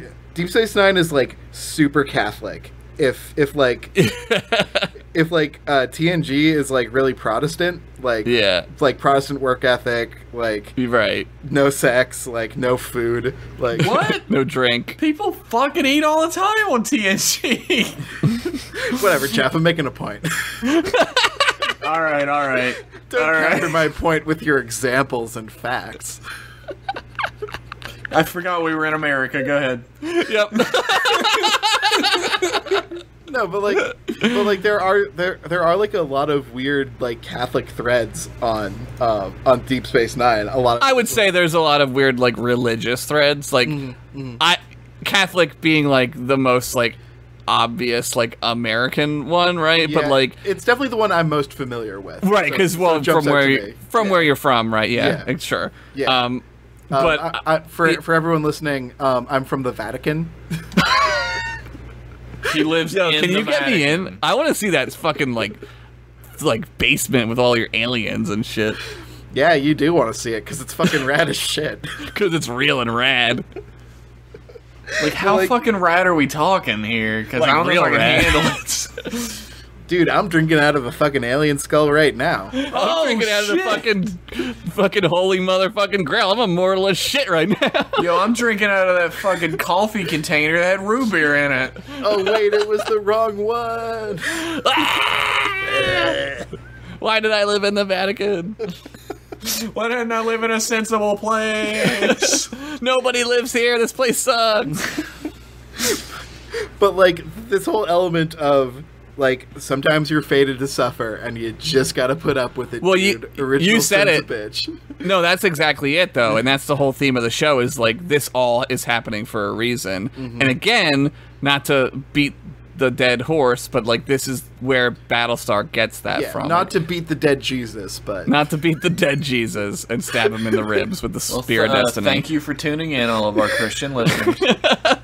We hope you will forgive us as your Lord and Savior would. We'll hope you'll Listen, turn the other cheek on this one. we were all voted most likely to be Longinus in high school, so Wow. I was prom king. It's Josh's favorite story. I think I was only prom king because the girl liked me. I don't know. Like, that could be a thing I made up. I don't know. I was in the running, but I was most individualistic, so it would have been real inconsistent if I also got prom king. I also was got best hair. I was most absolutely nothing in high school, so Well, you're the most, like, cutest, knowledgeablest, wife-havinist now. I'm still Yeah. the most nothingest. You're to the this most put your wife day. to bed. And then I turn to the camera and I pull my glasses down and wink. Jeff, I vote you most. The most. You're the most. The mostest. The ghostest with the most. I'm the hostess with the mostest. Did you know they changed zebra cakes? Speaking of hostess. Oh yeah? Yeah, they're rolls now. What? Yeah, there. I see. I did see that. Yeah. What? They're not. Yeah. They're like ding dong rolls now. They aren't. Yeah. Like, they aren't like Christmas cakes anymore. But why? Yeah, it's weird. It's fucking garbage. Is why. They probably make them in the same place, and they were like, "Well, we don't want to have to like have a whole separate machine for these zebra Yo, cakes that nobody buys." Yo, Kevin and Josh, those are so bad for you. You probably shouldn't eat. What? Dude, this is This fucking guy. Turning my You tell this guy bitterness. soda's bad for him, and he fucking never forgets. Turning my Dude, this bitterness around on This the fucking- world. This fucking soda jerk over here. Oh. I can't have Kevin on the podcast anymore. It's too fucking clever. We've had way too much fun on this He's episode. too fucking That's for clever. He's fucking making me sure. look like an idiot. He can't be on the podcast anymore. We've been on fire pretty much this whole time. I'm not gonna lie. Look, I'm not gonna nominate myself prom king or anything and suck my own 2 dicks. I guess the real question is, Can you run from your problems? I vote yes. No, because the prophets are gonna make you face them at some point. The prophets are assholes. Fucking the fucking time goblins in the wiener tube are like The wiener tube. Oh my god. they're once they're introduced, there's no free will anymore. Time goblins in the wiener too. They're just gonna be time goblins forever now. Oh my god. The best thing about that was I knew exactly what he meant. I was right there with him, dude. Dude. Worf becomes a red guy at the end, right? He becomes command. He's command, Yo, yeah. oh yeah, that's like seeing him like elevate up in his sick as shit like new Deep Space Nine uniform. Fuck the the best uniform. uniform. Fuck that uniform. Best uniform. The excursion uniform. Kevin, why do you have such bad taste? The best. But what's wrong with the Deep Space Nine uniform? It's a little better. It's the best uniform, in my opinion, is the gray shoulders. That's my For favorite. me, it goes like TNG, and then the gray shoulders, then TOS, then this one, and then Enterprise. I didn't realize, Enterprise is definitely at the end. I didn't realize this was the wrong cast where we voice our wrong opinions. My problem with these uniforms is that they look like trash bags. They're just hanging off of their bodies. Well, they're not fitted right. Like they're That's not like clothes, Jeff. No, maybe that's your clothes, you bitch. I wear They mine needed- they looking needed, like- good. in the future where like you can make anything. They should have like a tailor, like just like They should- fit the uniforms They to their should at bodies. least have know a what? tailor to like get rid of the weird flaps that come out of the armpits on their backs. In the future, they wouldn't care, Josh. They wouldn't. He's right. They wouldn't. They look wouldn't terrible. care. And also, they do have a tailor, and he doesn't give a shit. Yeah, it's too like- busy spying. They also like if like the uniform came like it has the circle, right, that the little turquoise neck thing comes out of, little neck dealy. yeah, the whatever And, that thing is called. The dicky. The Yeah, dicky the comes out of dicky, it. yeah. And then there's like a split down the center, and that looks terrible. It shouldn't go all the way down as far as it does. Like it goes into the Well, that's black. why I like the gray, because it has Yeah. like this vest thing that like makes it look like a suit or something. It's much more like proper looking for a uniform. I don't know. This uniform looks like a janitor's outfit. Well, I think that's kind of the point, right? Is like it's supposed to look worky, like they're working, like it's like a Yeah. like a mechanic. Here's my argument for the Deep Space Nine uniform, and you may not agree with it, but like, let me just spell it out for you guys. I like it. Well, there it is. I He's don't not wrong. agree that you like it. He's not wrong. I mean, I disagree that you like it. I think you actually hate it. Maybe I do. You're making a good point, Jeff. You make a point, Jeff. That's you right. certainly make a point. I like the gray shoulders, and I like That's the my TNG favorite. uniform the best. TNG's all right, but they still wear that in this show. That's like a starship uniform. Well, there's like Voyager different. ruins that. Yeah, that's true. But What doesn't? Is Voyager a starship? Yeah, go ahead, Kevin. What doesn't Voyager ruin? Am I right? Comments? He's right. I agree with him on that one. I do agree with him on that one. I don't think I've even seen enough Voyager episodes to like dunk on it. There's only like 10 good ones, so Yeah, there's like 7 seasons of it, and there's only 10 good episodes. Yeah. so. Is one of them Beowulf? the movie starring Christopher Lambert. Yeah. That's your Christopher Lambert fun fact of the week. That's your Chris. I can't talk like him. He's got such a weird accent. There can be only one. It's like, where are you from? I know you're from France, but what the fuck? Or is he Dutch? I don't know. I don't know. Does anyone know where he's from? Does he know where he's from? Is he a real person? Was he made up for the movies? Dude, he's from fucking Frankia. Frankia? I figured he was. Lambert. Could have been Belgium, though. Well, this is all very Star Trek-y. Thanks. But I guess my real question is, what do you guys think of The Way of the Warrior overall? I love it. Yeah, this episode's great. It's like a movie, but also not. It's just really good. This is when the show gets like really good. Yeah, and this was like a weird curveball they threw at the Deep Space Nine team where they're like, guess what? Your show's all about Klingons now. Well, they were still on that, like, this season is about this, right? Yeah, like, there's, yeah. like, season 1's about the Bajorans, and now it's about the Klingons. But, after this, it's, like, shit gets super fucking real. Oh yeah, Right. shit fucking hits the fan for true. Yeah. But like, this episode's structure is fucking rock solid. Yeah, it's great. Yes, yeah. I feel like that's the biggest, like, compliment you can give a show that makes like 1 billion fucking episodes a year or whatever. Yeah, That your 24 episodes. That your episode is rock solid from beginning to end. And there's great performances, like the Ruber scene is 10 out of 10 fucking. Everyone fun. gets time in this episode, which is also rare. Oh yeah. Right. It's film-esque. It's film-esque. And that's the benefit of having it be a double episode, is that Yeah. and having it not split between seasons, which is the thing that TNG does, is like they split their double episodes between 2 seasons, and they become Yeah. very plot heavy. This Right. is more concerned with characters, as DS9 is in general more concerned with characters. Yeah, lean on what you're good at, and this show's great at that.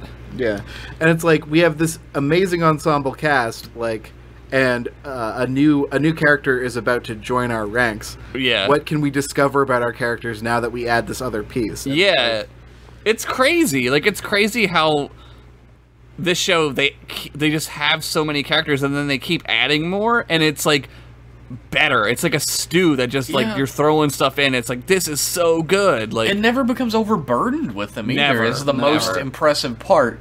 yeah, And like, you know, we don't see Rom or Jake at all in this episode. Yeah. And that's fine. Like, not all the characters need equal amounts of screen time. It's just Right. when they have something important to say or contribute, they'll be there. I mean, we see more 3 goddamn times in this episode. Yeah. I think he's in this episode more than he is like the entire season of like the previous seasons. You know? Because he represents something. Yeah. The stew metaphor is good because every episode is like the stew where like Cisco is like the base. He's in every episode. Well, he also is a cook, right? And he Yeah. makes stews. It all comes together. It's like poetry. It rhymes. He makes a chicken paprikash. That's it.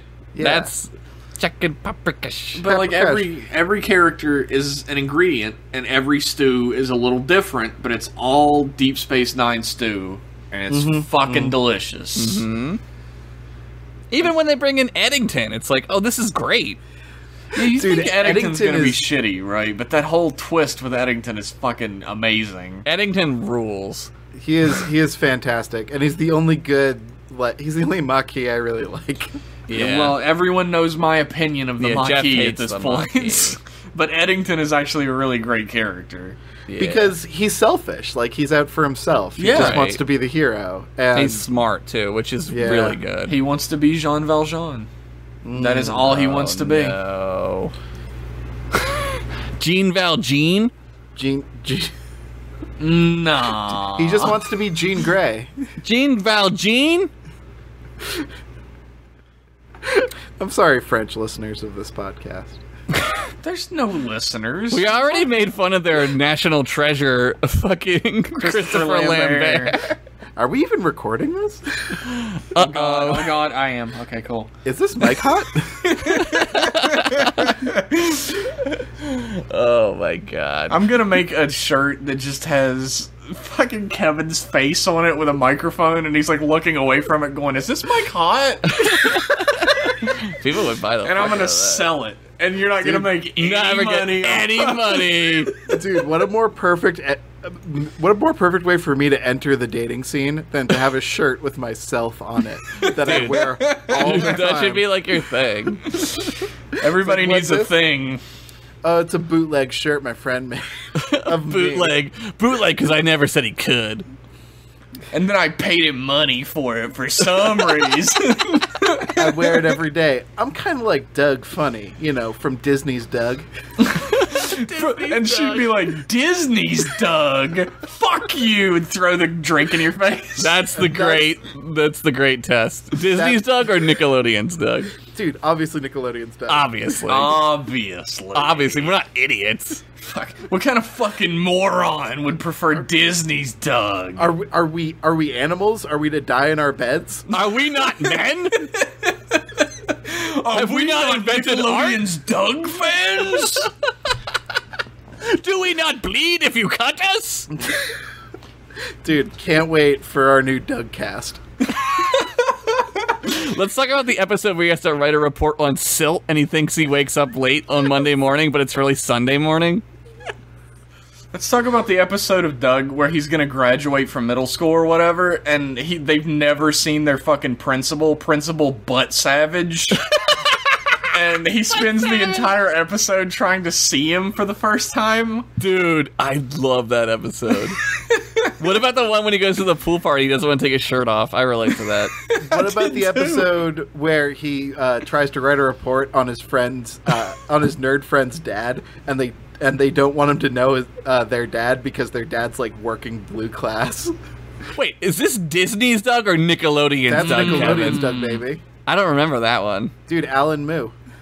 Do you remember when that episode where Doug was a giant fucking ball of neuroses that will never function in the real world? Yeah, that's everyone. Quail Man. Dude, that's Disney's Kevin Cole right there. My friend went as Quail Man for Halloween one time. It was awesome. That is pretty cool. He kind of looked like Doug, too. His name's Sean. Just call Not him Doug. out. Just call him out on the podcast. His name's Sean Schaefer. Get dunked on, Sean. Where's he live? What's I don't know his the name of address? the town. Don't answer that. 1, 2, 3, Social Doug. security number. I feel like we've gone as far as we can go. What do you we've mean? We've hit a wall. I think this is the end of the episode, guys. This is all staying in. oh Dude. yeah, oh yeah. Dude, Fuck it. like, they always say you don't end a podcast at its highest point. You No. sort of teeter off after you mention a tangential thing. Right. Especially if it's Disney's Doug. Yeah. It's like they say leave them wanting more, but I think it should be do what M-Class Podcast does and just fucking ramble the fuck on. That's right. That's the M-Class Podcast motto. We've got it framed in a plaque. What? How do you frame a plaque? Fuck you, alright? That's how. How dare you call me out in my own podcast? Oh no, I'm gonna get fired! You know what? Thank you to Kevin Cole for being on our What? podcast. I'm so sorry. Thanks, He's Kevin. I love he you. is the creator of a video game called Haku. Yeah, I made a video game. It's called Hack. You can check it out at HAQUERL on the Twitter. Yeah, it's got all the information the kids crave. Yeah, like where to buy it with your parents' money or your money. or a stranger's money. Yeah. You can also follow Kevin at Real Kevin Cole. That's true. If you want to follow us on Twitter, you can do it at mclasspodcast, or you can drop us an email at mclassemail@gmail.com. Singular. Email, singular. Singular. Yes. You can follow Josh at whatever the fuck his thing is. Henderson 1983. This fucker knows. You can follow me at Jeff. At Jeff. No. At underscore. My name Jeff. At underscore Jeff Pennington. You can follow most of our activity on the internet at xvideos. xnxx.com.